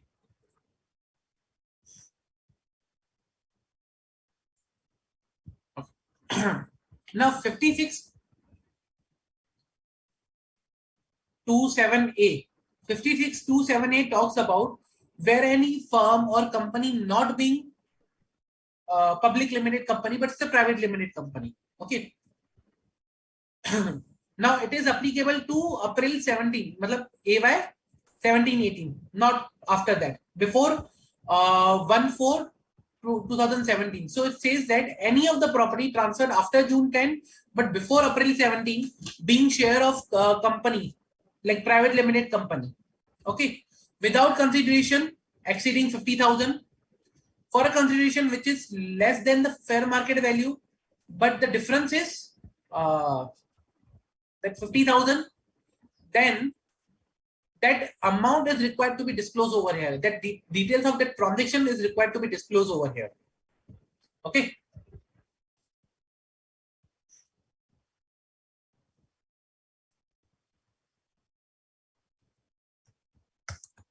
So you need to understand first,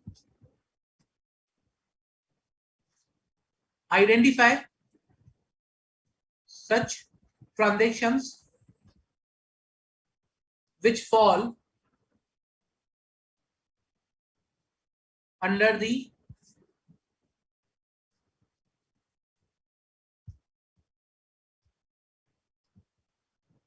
ambit of section 56 to 7A. Okay. Then identify consideration paid and fair market value. Then you need to compare the both of them and you need to see whether is exceed the limits.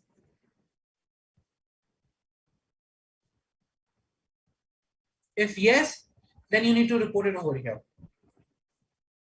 And what you will report is particulars of property,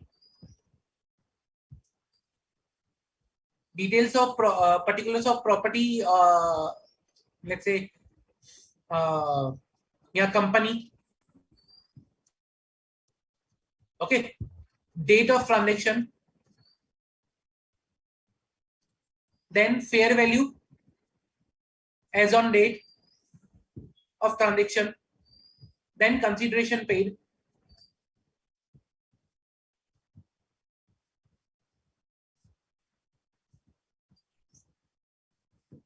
let's say shares of ABC Limited, Private Limited, date of transaction, let's say 1/4/2016, fair value rupees, let's say 10,000, consideration paid rupees 1,000, not 1,000, let's say in excess of 50,000, so 1 lakh. Okay, like this way. That was for 56 to 7A. Now 7B talks about, okay, where a company, again private limited company, now if shares or like shares have been provided, or where the consideration for the shares received, value of shares for that particular transaction exceeds by 50,000. So difference between the face value and the market value exceeds 50,000 for any share issued by that private limited company. Okay, then that is required to be repeated over here. Now there are exceptions given that venture capital fund or specific companies specified by the central government. But again, where the shares issued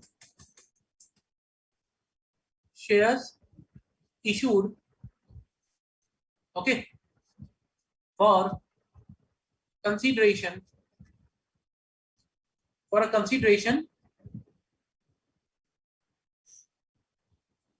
that exceeds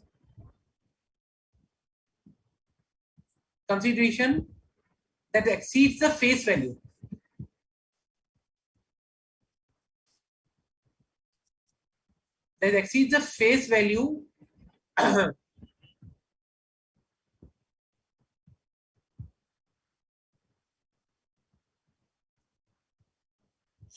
or you can say that that exceeds the face value, or the aggregate consideration received for such shares exceeds the fair market value.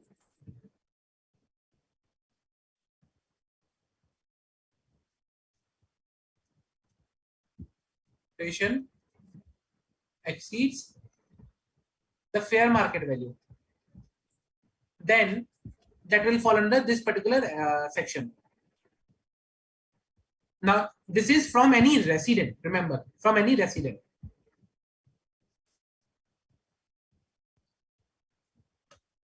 Okay,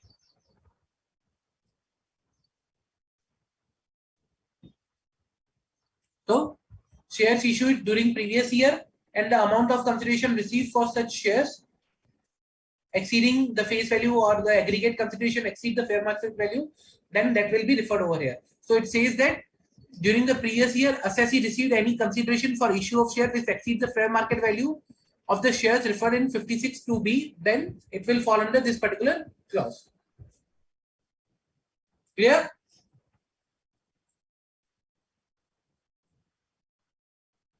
Okay. Now, these are pretty much, you can say, new clauses which are inserted over here. A bit of, you can say, amendment.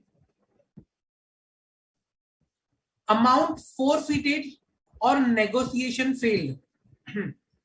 Okay. Now, when any amount for the, for the transfer, like for example, for any transaction, amount was received. Okay. But advance amount was received. But that amount was forfeited because the negotiation did not go through, or the negotiation failed, which are, there is a specific section for that, 56.2.9. If any such amount is there, that amount is required to be reported over here, because that amount will be chargeable to tax.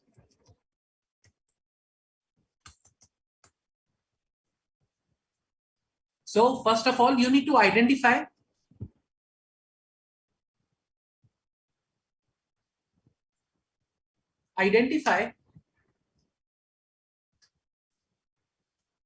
amount received which falls under section 56.2.9. Okay, under section 56.2.9. Now that is amount forfeited or on account of failed negotiation or something. So you need to and received as one. So you need to identify that amount. Okay. Second, understand the underlying transaction.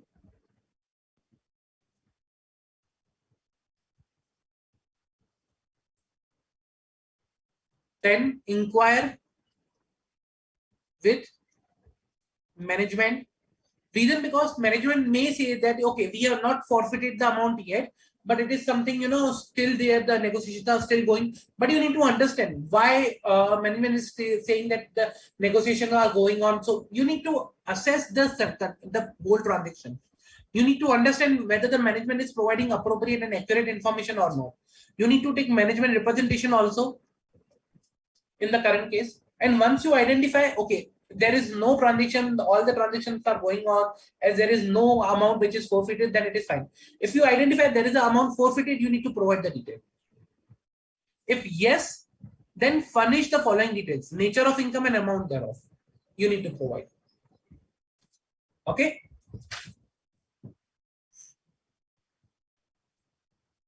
Then whether any amount is to be included as an income chargeable under the head IFRS as referred in clause 10 of subsection 2 of 56. That is, amount received for any immovable property without consideration, or other than, you can say, for consideration less than, the difference is 50,000.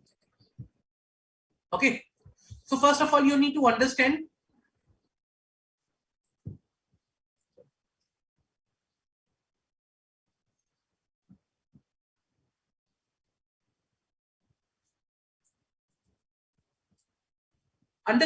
whether any such transfer of property has happened. Okay. Once you identify whether the transfer has happened, second, see the conditions of section is applicable, like whether the fair market, whether the difference exceeding 50,000 or without consideration, or the difference between the consideration, or those conditions. You need to see whether the conditions are getting fulfilled or satisfied, whether the conditions are applicable. If yes, then you can see the statutory records like stamp duty valuation,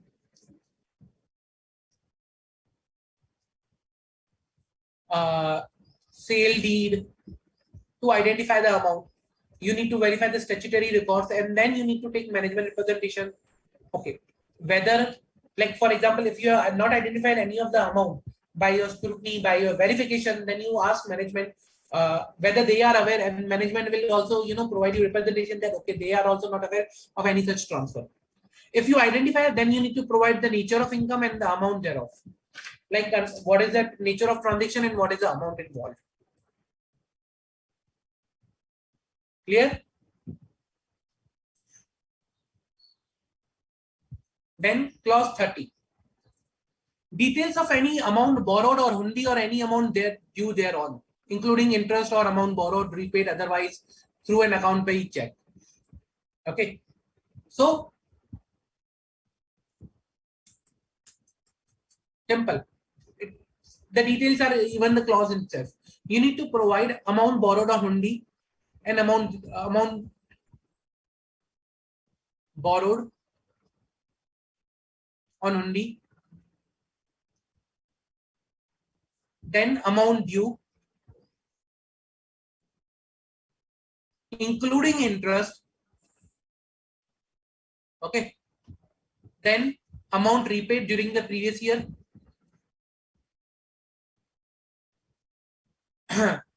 Now amount repaid should be other than through account pay check. Other than account pay check. Not by bank mode or through, but other than account pay check. If any amount has been, you know, repaid through account other than account pay check, then that amount is also required to be disclosed over here. Okay.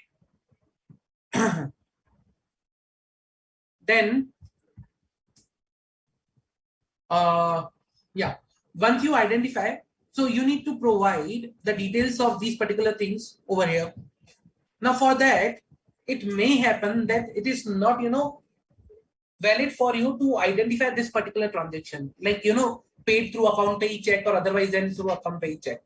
In that case, remember we saw a note earlier, so you can provide that note over here also. Okay, you can provide a note here that it was not feasible, not practically feasible to verify whether the amounts were paid through other than account pay check or not, because management was not having appropriate evidence. Okay, so if you are not able to verify, then you need to provide the note over here. Clear?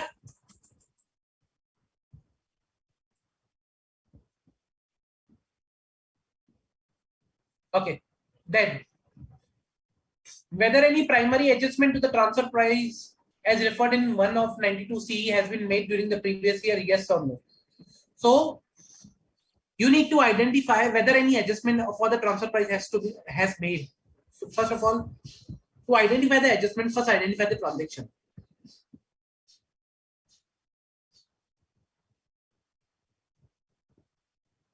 Identify the transaction where TP is applicable or which falls under the purview of transfer pricing. Number two, identify the requirement of adjustment if any needed. Then third,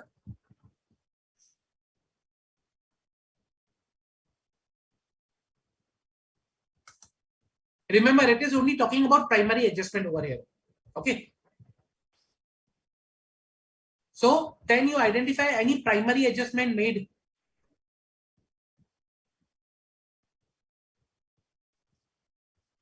If yes, then provide the details. What was the transaction, nature of transaction, then okay, applicable, you can say methodology for transfer pricing, amount of primary adjustment, comments if any, or reasons if any, comments regarding adjustment.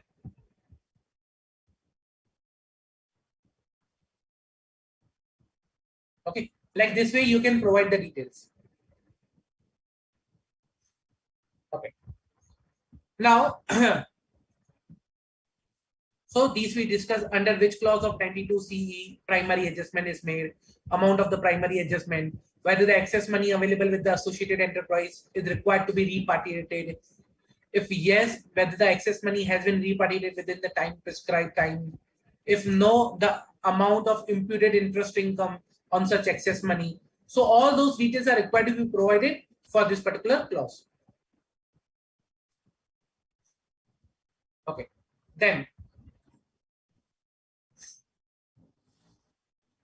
whether the clause 30BA, whether the assessee has incurred any expenditure during previous year by way of interest or similar nature exceeding 1 crore as referred in section 1 of 94B. Okay, if yes, then you need to provide the details. Okay, details like amount of expenditure by way of interest of similar nature or similar nature incurred, earnings before EBITDA during previous year, interest, tax, depreciation, amortization, amount of expenditure by way of interest exceed 30% of EBITDA, details of interest expenditure brought forward as per 494B, then details of expenditure carry forward as per 494B. This is brought forward, this is carry forward. Okay. So you need to identify whether any interest in excess of this limit, that is 1 CR,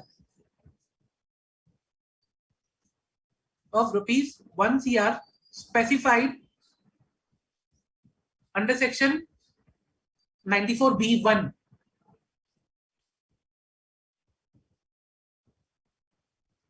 has been paid,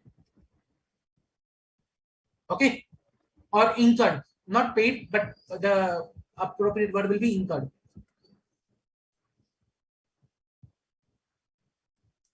If yes, then you need to identify this particular details which are mentioned above.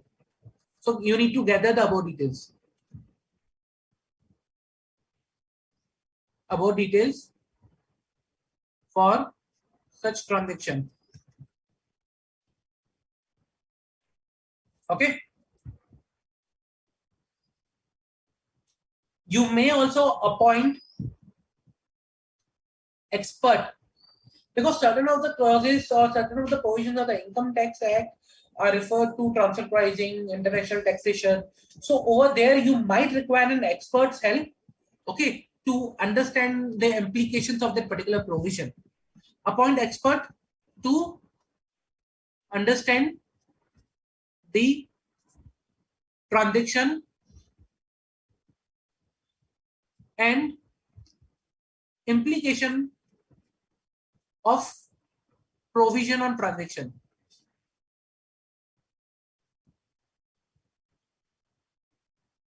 Okay, then you need to calculate the rest of the details, like EBITDA which is asked, and you need to calculate, okay, expenditure in excess of 30% of EBITDA.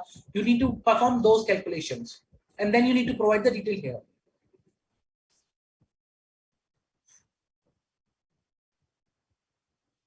Okay, now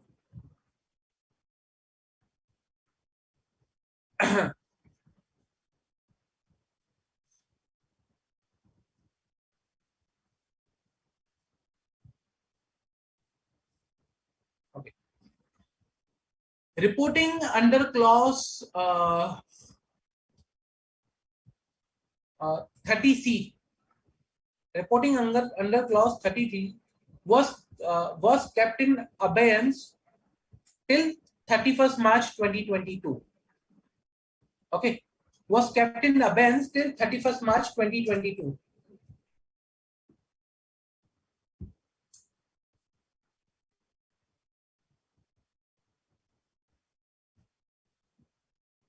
So it was a notification in March 2021, which provided that the 30C will be kept in abeyance till 31st March 2022.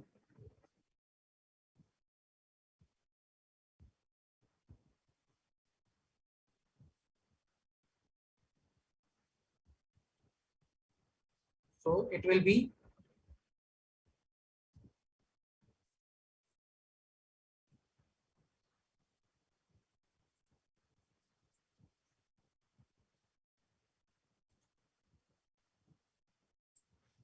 so for a previous year after this particular 31st March 2022, this particular clause will be applicable. Okay. Now, so just to give a brief about this clause.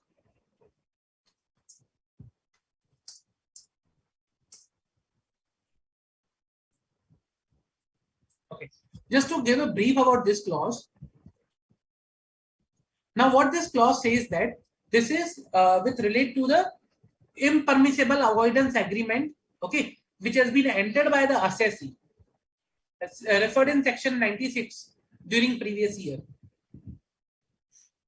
So, so this particular clause, it's related to the GAR provisions, general and anti-avoidance rules.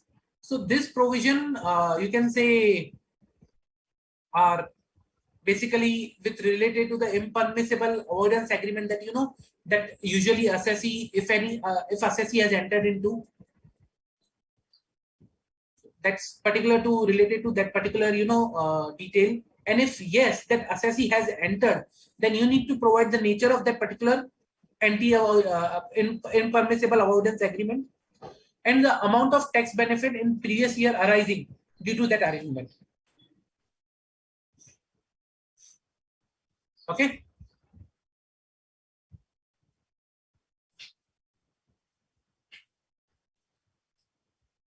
Okay, then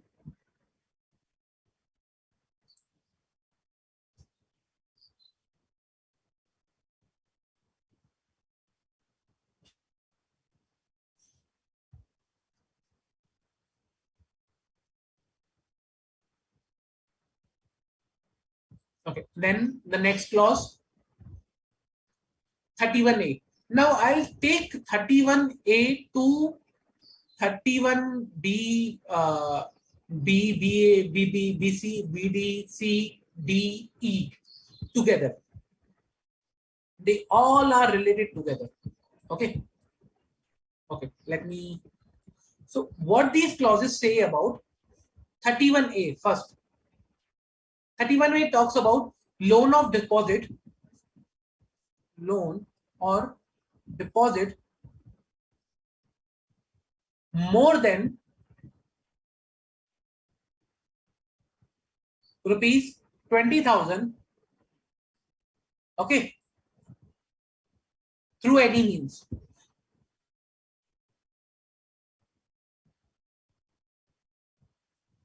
Through any means that has been given. So loan or deposit more than 20,000 taken or accepted. I'll highlight certain words. It stays taken or accepted. Okay. Loan or deposit in amount in exceeding the limit in 269 SS. 269 SS provides a limit of 20,000. If loan or deposit has been taken, then name and address and account permanent account number of that particular person of lender of deposit, amount of loan taken, whether amount of loan deposit was squared during the previous year means closed during the previous year, maximum amount outstanding, whether the loan deposit was taken or accepted by bank or by electronic use of electronic clearing system through bank account. In case the loan or deposit of taken by account payee check or bank draft, whether the same was taken by account payee check or bank draft, needs, if it was a check or bank draft, then whether it was account payee check or not. So for this particular thing, it may be, remember the note. If it is impractical or not feasible, then provide the note that the evidence was not available with management.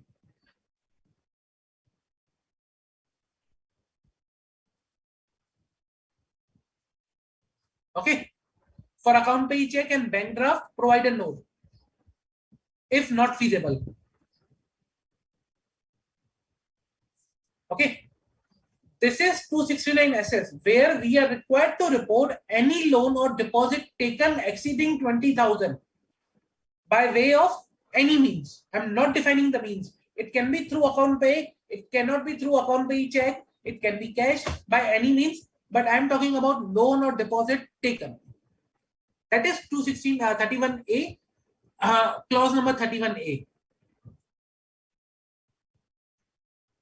The limit is 20,000 over here.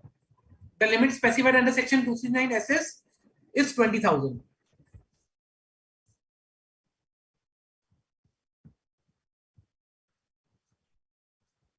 Okay. Then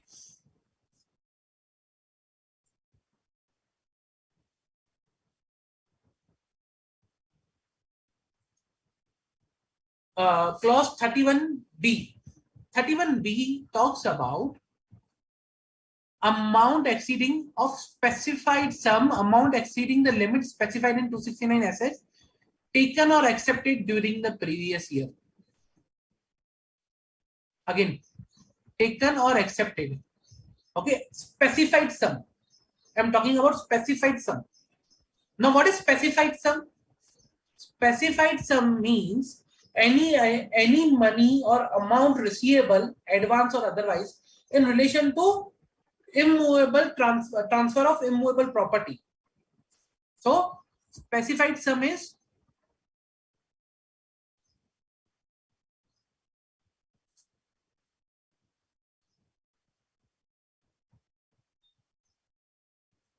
advance / any money received, transfer of immovable property. For transfer of immovable property, okay, where it doesn't matter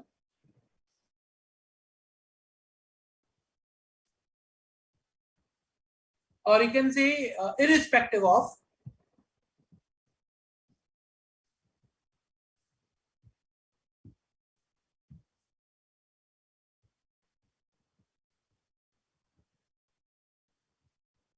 transfer has taken place or not. Means it doesn't matter whether the transfer has taken place or not. If the amount has been received, then that amount is required to be reported over here. Clear? So it is specified sum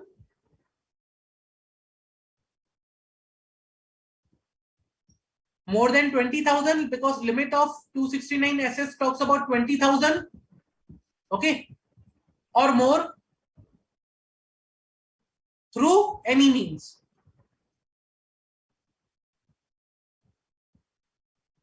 Why any means? Because it says that whether the specified sum was taken or accepted by a check or bank draft or use of electronic clearing system. In case was taken by check or bank draft, whether the same was taken accepted by an account pay check or bank draft. So it doesn't say that, okay, it should be only otherwise than by account pay check or bank draft. It is asking you whether by a check or bank draft or any other mode. So through any means. For that, you need to provide name and address and permanent account number of person from which we have received the specified sum and the amount of specified sum taken or received. Clear? That is the detail we are required to provide for 31B. 31A, loan or deposit more than 20,000. 31B, specified sum more than 20,000. BA. BA talks about, again, particulars of each receipt exceeding the limit of 269 ST. Now that is from a person, aggregate from a person in a day, or in respect of single transaction, or in respect of transaction relating to one event. Okay. Otherwise than by an account pay, check, or bank draft, or through electronic clearing mode. Otherwise through use of check or bank draft, not or electronic clearing mode. Check, bank draft, or electronic means cash. So the section goes like receipt. Sorry, clause goes like receipt exceeding the limit of 269 ST. ST provides rupees 2 lakh. Rupees 2 lakhs or more in cash. Okay. If you have received in cash amount of rupees 2 lakh or more from a person in a day in respect of single transaction or in respect of a transaction relating to one event, then you need to provide the name and address of that particular payer, nature of transaction, amount of receipt, and date of receipt. So it should be from one person, aggregate from a person in a day in respect of single transaction or in respect of transaction relating to one event or occasion. That is BA, reporting under BA, which is receipt of rupees 2 lakh or more in cash.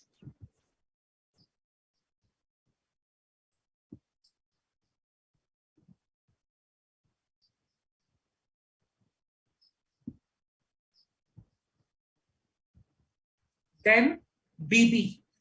Okay, this talks about again each receipt exceeding the limit 269 ST in aggregate from a person in a day in respect of single transaction, occasion relating to one occasion, received by a check or bank draft, not being account pay check. Now here it is asking that, okay, you have earlier it was cash, but now it is saying, okay, through check, but not being an account pay check. So receipt exceeding the limit in 269 ST, received by check or bank draft, not being account pay check. So again, receipt more than rupees 2 lakh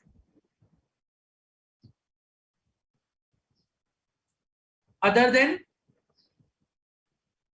account pay check, or not other than by like not an through not an account pay check. So it was a check but not an account pay, not an account, not in account pay check or draft. Okay, that is BB. 31 BC talks about each payment made exceeding the limits of 269 ST in a person in a day in respect of single transaction or in respect of one event or occasion, otherwise than by a check or bank draft. Now here the emphasis is on the payment limit of 269 ST, otherwise than by a check or bank draft or use of electronic clearing system. Means payment exceeding rupees 2 lakhs in cash. If we have paid any amount in cash more than 2 lakh rupees, so we need to provide name, address, PAN of that particular payee, nature of transaction, amount of payment, and date of payment. Clear? See the difference.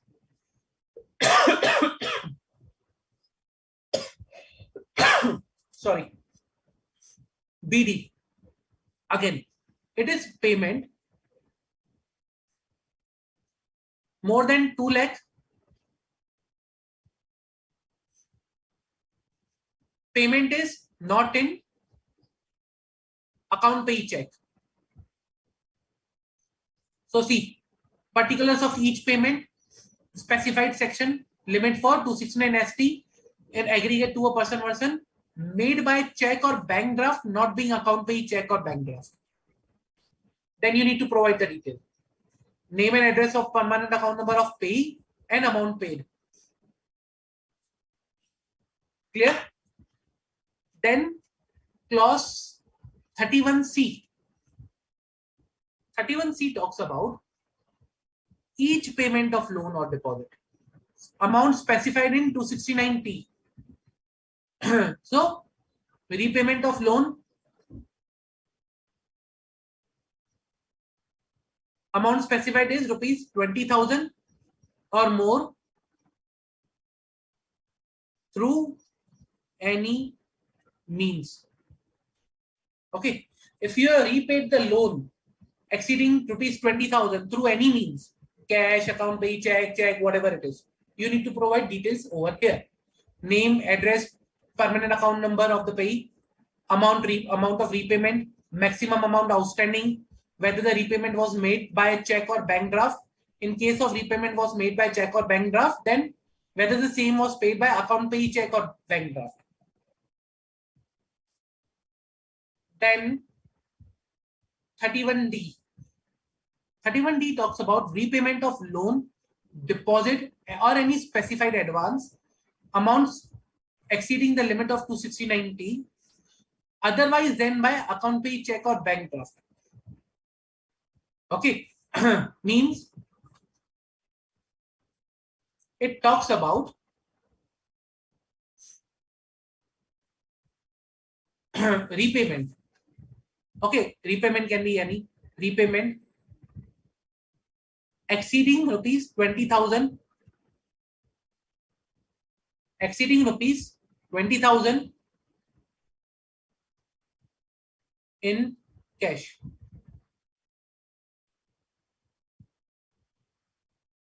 Okay, so this is repayment of loan or deposit, that is exceeding rupees 20,000 in cash is required to be reported over here.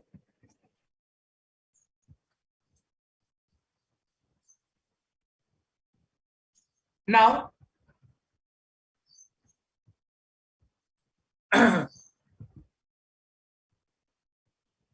see the details over here. I'll tell you one thing. Repayment of loan, deposit or any specified sum. Okay. An amount exceeding specified the limit received otherwise than by account pay check. Here, repayment of loan or deposit made during the year. Here it is received. Okay. So when I say received means, what is the scenario over here is,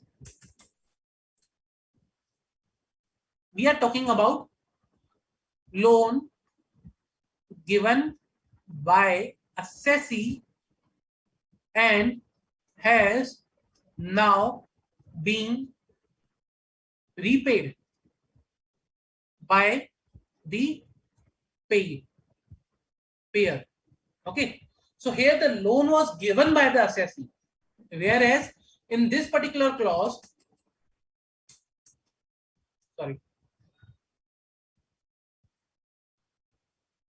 in this particular clause, loan was taken and repaid by assessee.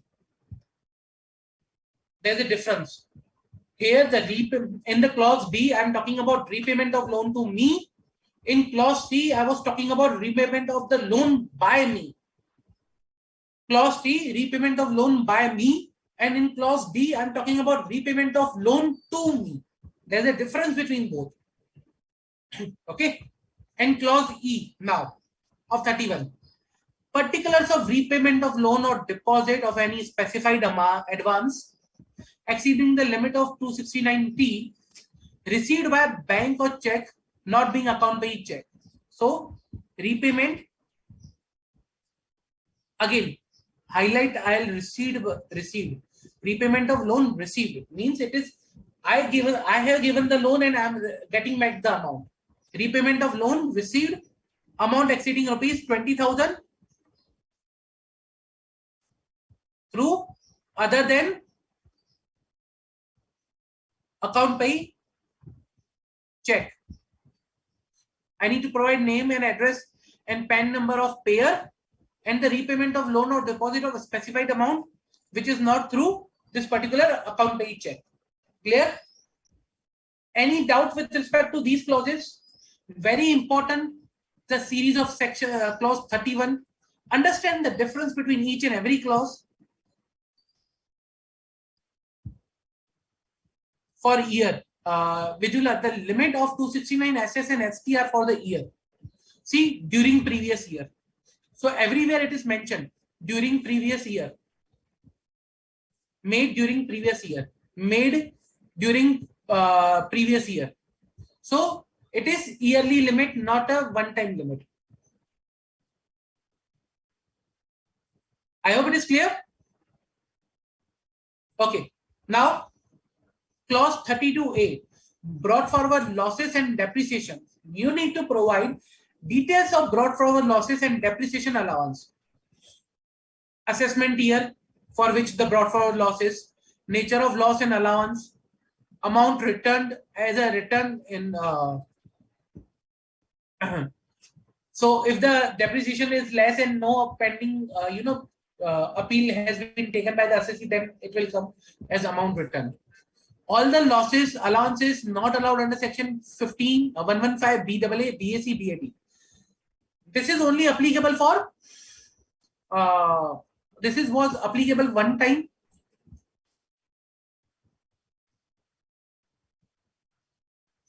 Okay. Then amount adjusted by withdrawal of additional depreciation on account of opting for taxation under section BAC and BAD. This is one-time adjustment only applicable for assessment year 21-22 because at that time you will opt under the scheme of BAC and BAD. So that time you will lose your additional depreciation. Amount as assessed, given reference to the relevant order if any assessment order is there, and the remarks thereof. So you need to provide the details of brought forward losses in this particular format. Okay. Then 32B talks about whether a change in shareholding of the company has taken place during the previous year, due to which the loss incurred to the previous year cannot be allowed to be carried forward in section 29. If yes, then provide the comments. Whether the assessee has incurred any speculation loss referred in 73 during the previous year. If yes, then furnish the details of same. So speculation, loss, change in shareholding. Then talks about whether the assessee has incurred any loss referred to 73A in respect of any specified business during previous year. If yes, then the furnish the details of same. In the case of company, please state whether the company has deemed to be carrying a speculation business. I'm really sorry. Sorry. Okay. Deemed carrying speculation business. So here you're required to provide the details of carrying on speculation business, deemed to be carrying on speculation business, and any speculation loss from such deemed speculation business. So you are required to provide these details. Basically, these are the details for the brought forward and carry forward losses. Okay, under clause 32A. Then details of deduction under chapter 6A or chapter 3. So if any deduction has been taken, then you need to provide the details of that deduction. Like ATC 21. Let's say I have taken deduction under ATC 21 with respect to LIC, or I have taken deduction under section ATD 2A, Mediclaim for myself 10,000. I have taken deduction for Mediclaim of my parents at AD 2B rupees 20,000. So in this way, I am required to provide the details of any of the deduction if I have claimed or admissible to assessee. So you need to provide admissible to assessee. Remember, admissible to assessee.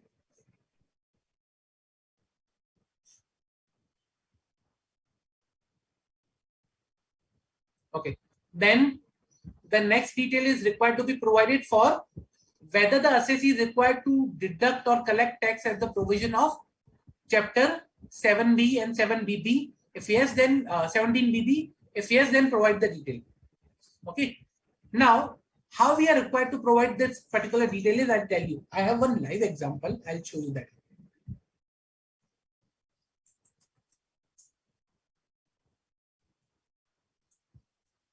When we say yes, it was required to deduct, then we'll provide, okay, tax deduction or 10 number, it will come over here. These will be the 10 number section, appropriate section under which the tax was required to be deducted, nature of payment, salary, interest, fees for professional fees, commission, payments to commission, like this way, contractors, total amount of payment or receipt in nature specified in column 3. So what is the total amount paid for salary this much? Total amount on which tax was required to be deducted. If there is any difference between both, because some amount might be, some vendors might be exempt or something like that. So amount on which tax was required to be deducted. Total amount of tax which was deducted and collected. Total amount on which tax was deducted and collected. Let's say this was on this amount, I was required to deduct the TDS, but I did not deduct the TDS. I deducted on some other amount, a lesser amount. So that lesser amount or more amount will come over here. Amount of TDS deducted or collected. Total amount on which tax was deducted or collected at the rates specified, means lower rates, if any there. Then amount of tax deducted or collected on lower rates on the amount specified in 7. Okay, means let's say for example, if it was, like say for example 2 CR, so on this 2 CR, how much I am required to deduct TDS at lower rate, and amount of tax collected or deducted not deposited when there is a default. This is how we report for the TDS. Okay, this is an example. In real life, this is how it is reported.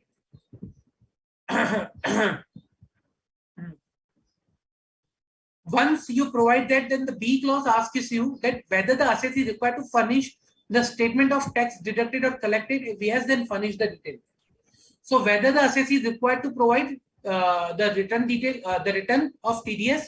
If yes, then your 10 number, form type, let's say 26Q, date of furnishing, let's say the date of furnishing is 31/7/21.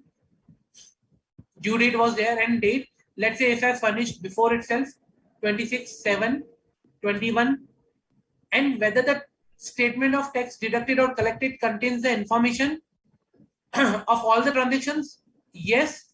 If there is no, then the list of details which are not furnished. So you need to verify.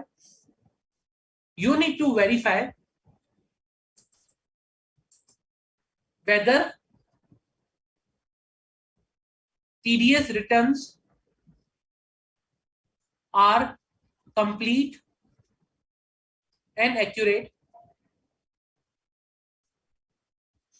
Okay. If not, then you need to then provide the details which are missing.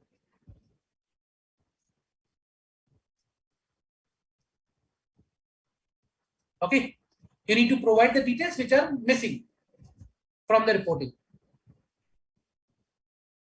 Then the next thing is whether the assessee is liable to pay interest on the late payment of the TDS. Okay, on late payment of TDS or late deposit of TDS, like either he has not deducted or deducted but not paid late. So their 10 number and amount of interest under 1A or 206C7, whichever the case may be. Let's say, for example, rupees 1000. Okay. Now, amount paid out of the column 2 along with the date of payment. So let's say rupees 1000 was paid. Date was when this was paid, like interest, when interest was paid. Let's say 31/7/2021. So with the date of payment. This is how it's required to be reported for interest paid or payable. Now for the TDS, hold this clause 34A, B, and C. You need to verify the books of account for transactions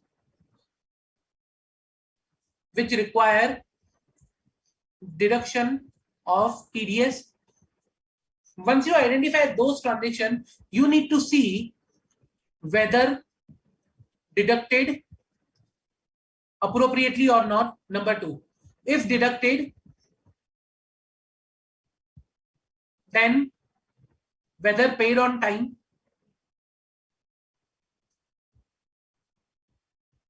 If no, then whether paid with interest.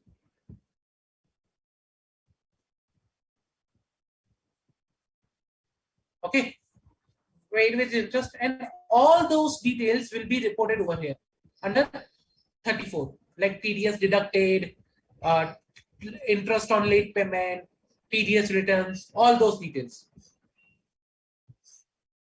Clear? Any doubt?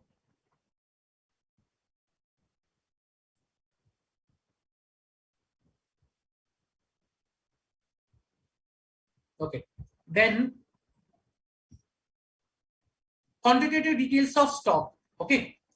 What are the quantitative details that we are required to provide is in case of a trading concern. Remember, now if it is a trading concern, then only it will be applicable. You need to provide quantitative details of opening stock, purchase during the previous year, sales during the previous year, closing stock, and shortage and excess. But of what? Of principal items of good traded. Not all, but principal. I can say material items. Or principal means items which are mostly traded. That's a principal items. So you need to provide details of those principal items which are traded more.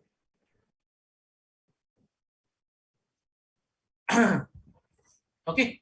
So for that, you need to verify simple GST records.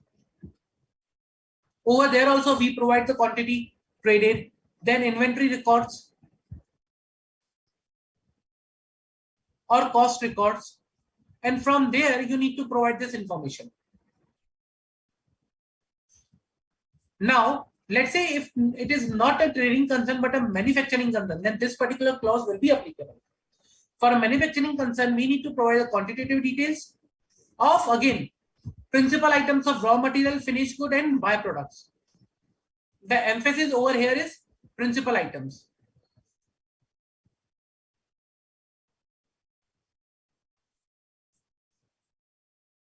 Again, raw opening stock, purchase during the previous year, consumption, sale, closing stock, yield of finished products, percentage of yield, shortage exchange, that was of raw material. Same way my finished. Opening stock, purchase during the previous year, quantity manufactured, sale, closing stock, and shortage. So I have a live example how we report these amount. This is a hypothetical example. Okay. I have created for you, but this is how actually we report. See, item name, principal item traded, acetic salt, OTS, saturine, toluene, sulfuric acid, like this way, chemicals. So this was one of the chemical company. Okay, name of unit, like in which how they are measured, kilogram, liters, or whatever. Opening stock, purchase during the year, consumption, sales during the year, what is the closing stock, yield of finished product, percentage of yield, and shortage any. So like this way you need to provide. Let's say for example, this was the opening, purchase, consume, this is the closing, like this way. So this is how you report for sale, raw material, and finished good. Again, you need to verify inventory records, cost records, GST to identify these details. Okay. Clause 36 was omitted with effect from 1/4/2021, no longer applicable. Okay. Whether the assessee 36A, whether the assessee has received any amount in nature of dividend referred in E22 subsection 2, that is deemed dividend. However, deemed dividend, this dividend distribution text is not applicable from AY 21-22. Hence, this is not that much relevant. Reason because the relevance of this particular clause was for DDT. When any deemed dividend has been paid, then whether the dividend distribution tax has been appropriately provided on that particular item or not. But as the DDT is no longer applicable, this particular clause is also not that much relevant now.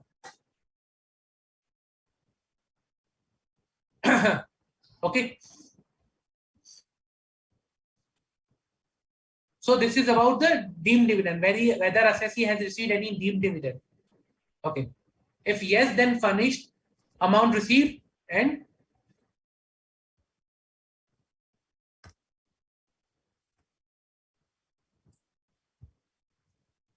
date of receipt. Okay. Then the rest of the clauses are pretty much easy, simple, nothing difficult in this. So clause 37 talks about cost audit, whether any cost audit was carried out. If yes, then give the details of that cost audit and any disqualification or disagreement on the item, matter, value, quantity reported, identified by the cost auditor. Means qualifications by the cost auditor. So details of cost audit plus qualifications. Same way. 38 talks about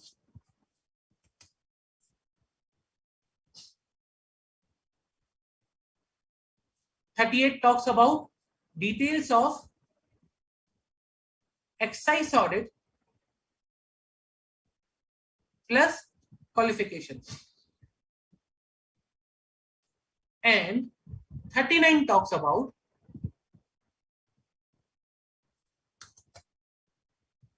details of audit under section 72 of Finance Act, that is service related to service tax.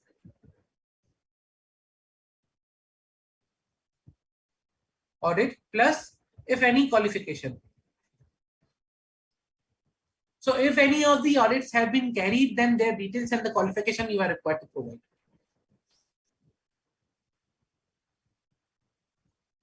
Clear? For that, what you need to do is, for all these clauses, simple, what you need to do is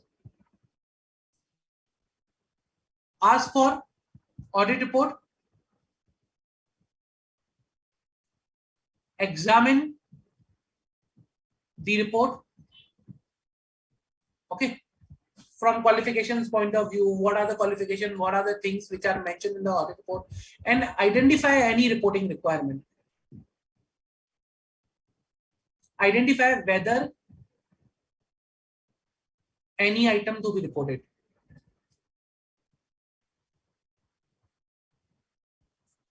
Okay. So this is how you need to do for clause 37, 38, 39. Pretty much easy. There is nothing much difficult in this. Clause 40 of Form 3CD. Ratios. So you need to provide ratio for the previous year and preceding previous year. Means, let's say previous year 21-22 or preceding previous year 20-21. Comparative. Basically, this will be comparative.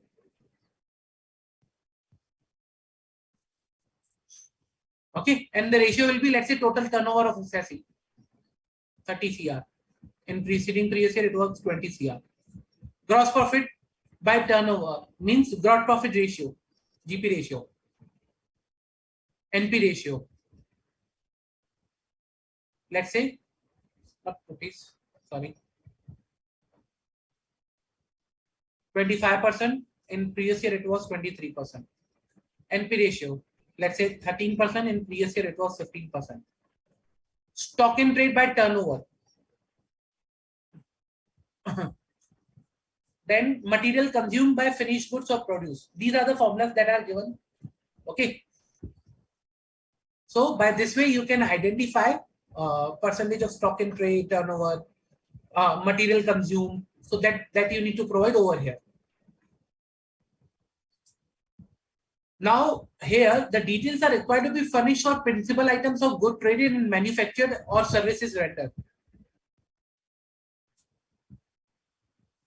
So if there are multiple businesses, multiple, you can say, what you can say, streams for incomes, then for principal items, you need to provide over here.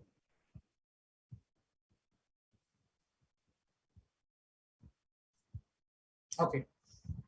Very important clause, 41. Please furnish the details of demand raised and refund issued during the previous year under any tax laws other than the Income Tax Act or Wealth Tax Act, and details of relevant proceedings. Okay. So what is talks about that? Furnish the details of refund or demand other than Income Tax Act.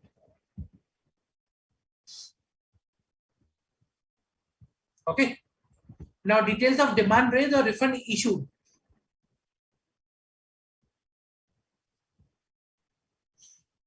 So for that, what you need to do is verify statutory records,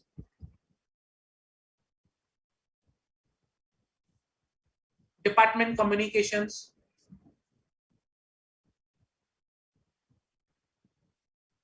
you need to inquire with the management,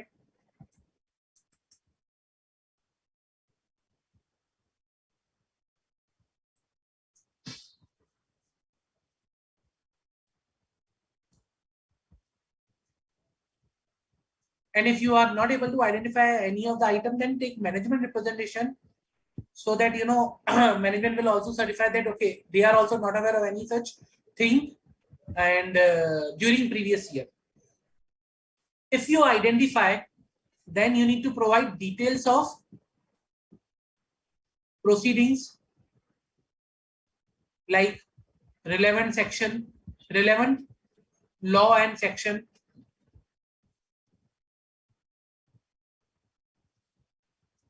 whether it's a demand or refund, amount involved. Okay. The assessing authority. So all these details you are required to provide for if any demand or refund is there. Okay.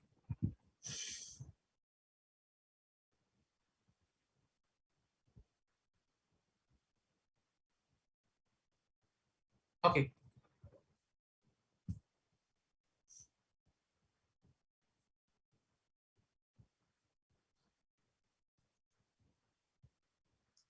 Then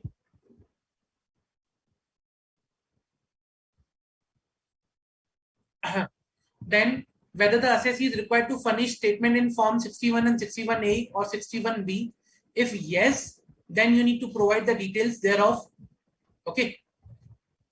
So you need to provide those details.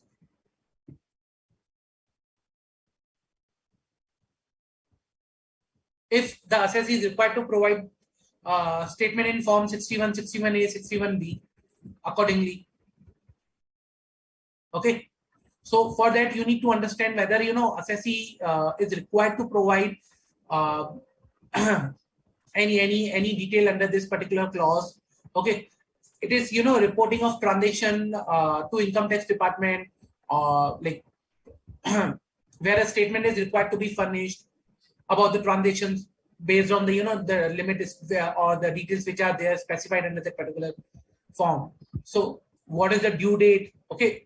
Income tax department reporting authority, identification number, then type of form that you are providing, like form 61, 61A, 61B, due date for furnishing, due date, date of furnishing, like if the due date was 10th, then on which date you furnished, then whether the form contains information about the details of furnished transactions that are required to be reported.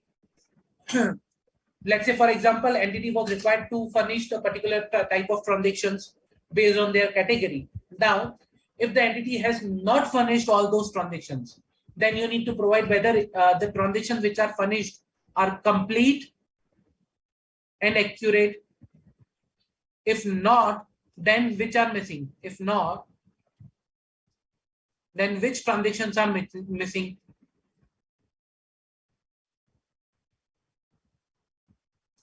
Okay, so you need to provide those details over here.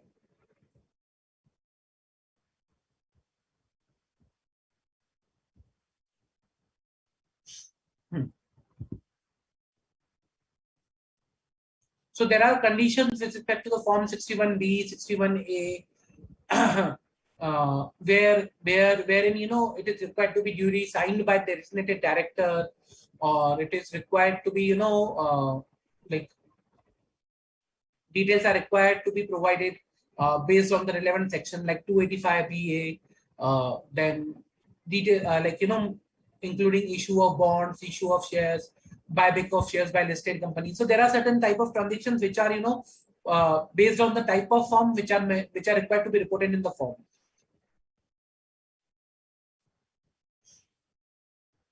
Okay, then whether 43A, whether the assessee or its parent entity or alternate reporting entity is liable to furnish report under section 2 of 286, that is country by country reporting. Okay, this section talks about country by country reporting, based on the OECD web section plan 13. So this is a country by country reporting done by the alternate reporting entity or parent entity. This is also, so if the entity or assessee is required to file this particular, country by country reporting, then then you are required to provide the details like whether the report has been furnished by the assessee or its parent entity or alternate reporting entity. If it is being furnished by parent entity, then the details of parent. If it is by alternate reporting, then details of alternate reporting entity and date of furnishing of report. So that is the detail you are required to provide. Okay. So I'll say it is based on BEP section plan 13, this reporting.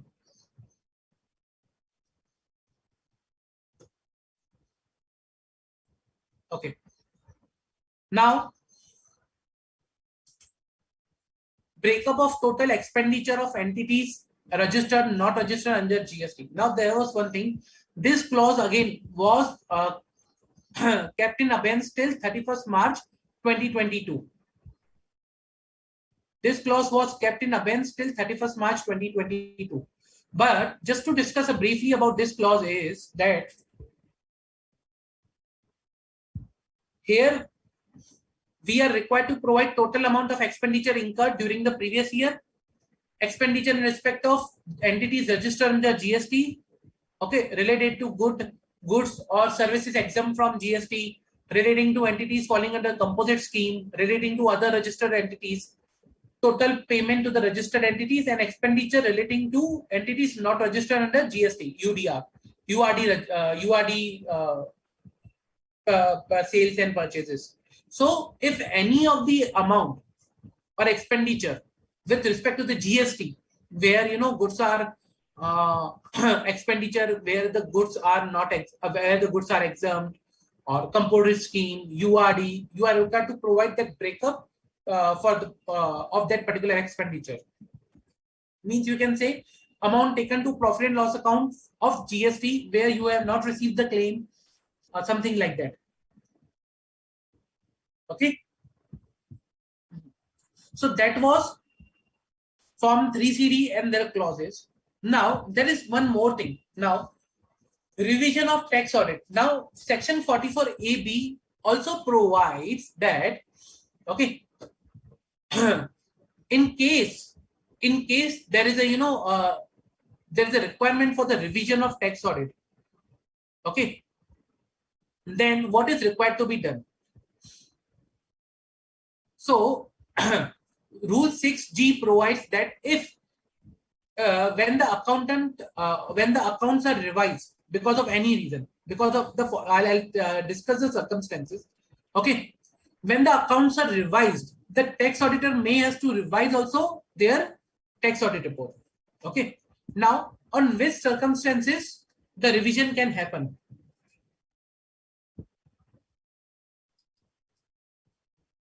Revision of tax audit report.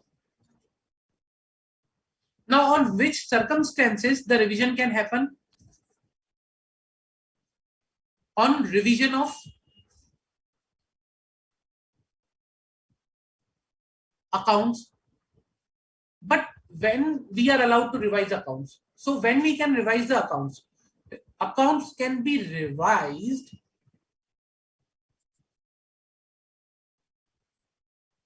after adoption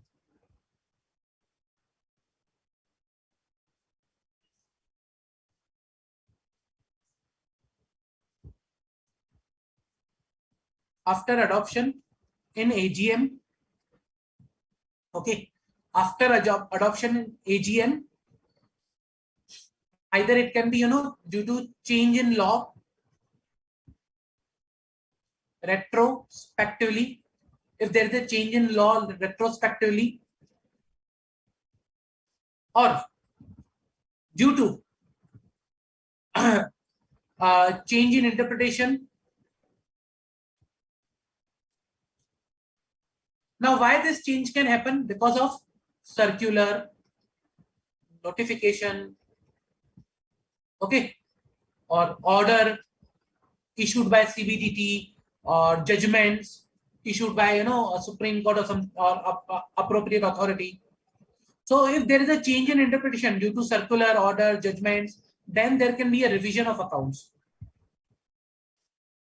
Okay, so based on the revision of accounts, the tax audit report can be revised. However, the tax auditor needs to provide reason for revision in revised tax audit report. Okay, he needs to provide the reason for revising the tax audit report. Okay, with a reference what has been revised. Like for example, I have revised this particular clause A, B, clause 31, clause this, clause that, with reference to what has been revised and previous tax audit report. So previous tax audit report was issued on this date. This has been revised and this is the reason for the revision, like this way. Okay, so so this is if accounts are revised, then the tax audit can be revised, but account can be revised on this particular conditions only.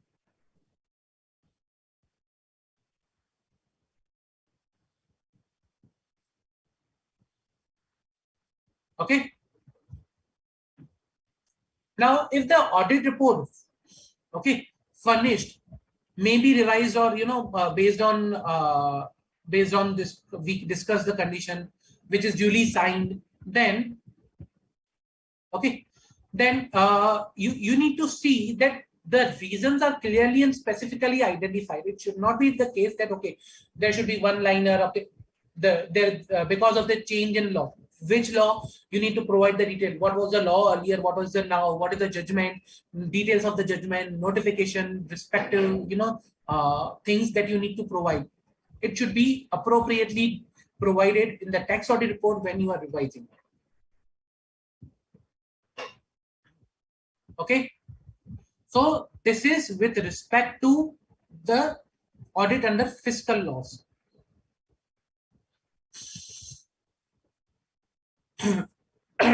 Now, guys, any doubt, any question?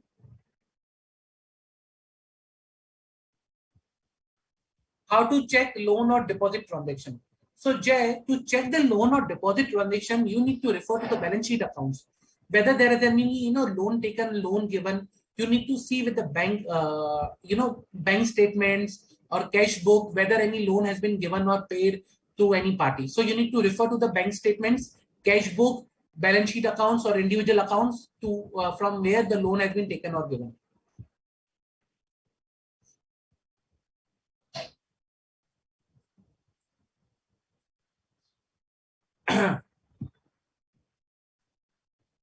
So see 34A, B, C, they're totally linked. They are about the TDS. 34A talks about the details of TDS deducted. 34B talks about the TDS return which are filed. Okay. 34C talks about interest paid or payable for the delayed payment of TDS. Any further doubts? Guys, I'll request please provide feedback. Reason because if you provide the feedback, we will be able to understand what details you are liking, what additional detail you need, what are the details that you need further from us. It is very important for us if you can provide the feedback. Please, I will request, please provide the feedback on the mobile app, whether you are liking, understanding or not. It's very, very, very important for us to provide the feedback.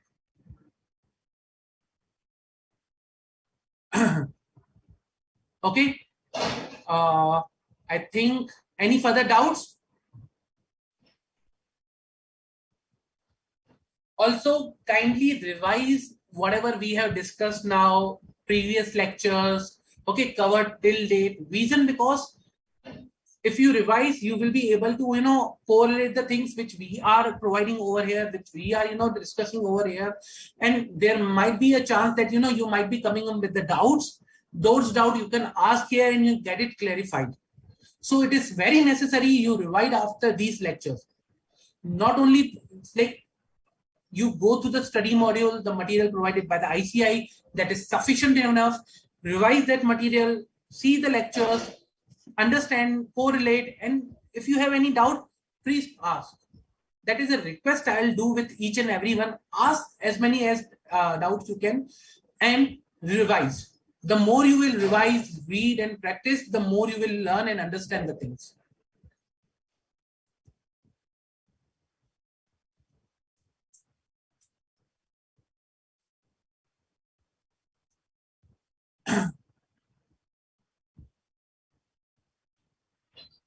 Okay. Any further doubt, guys?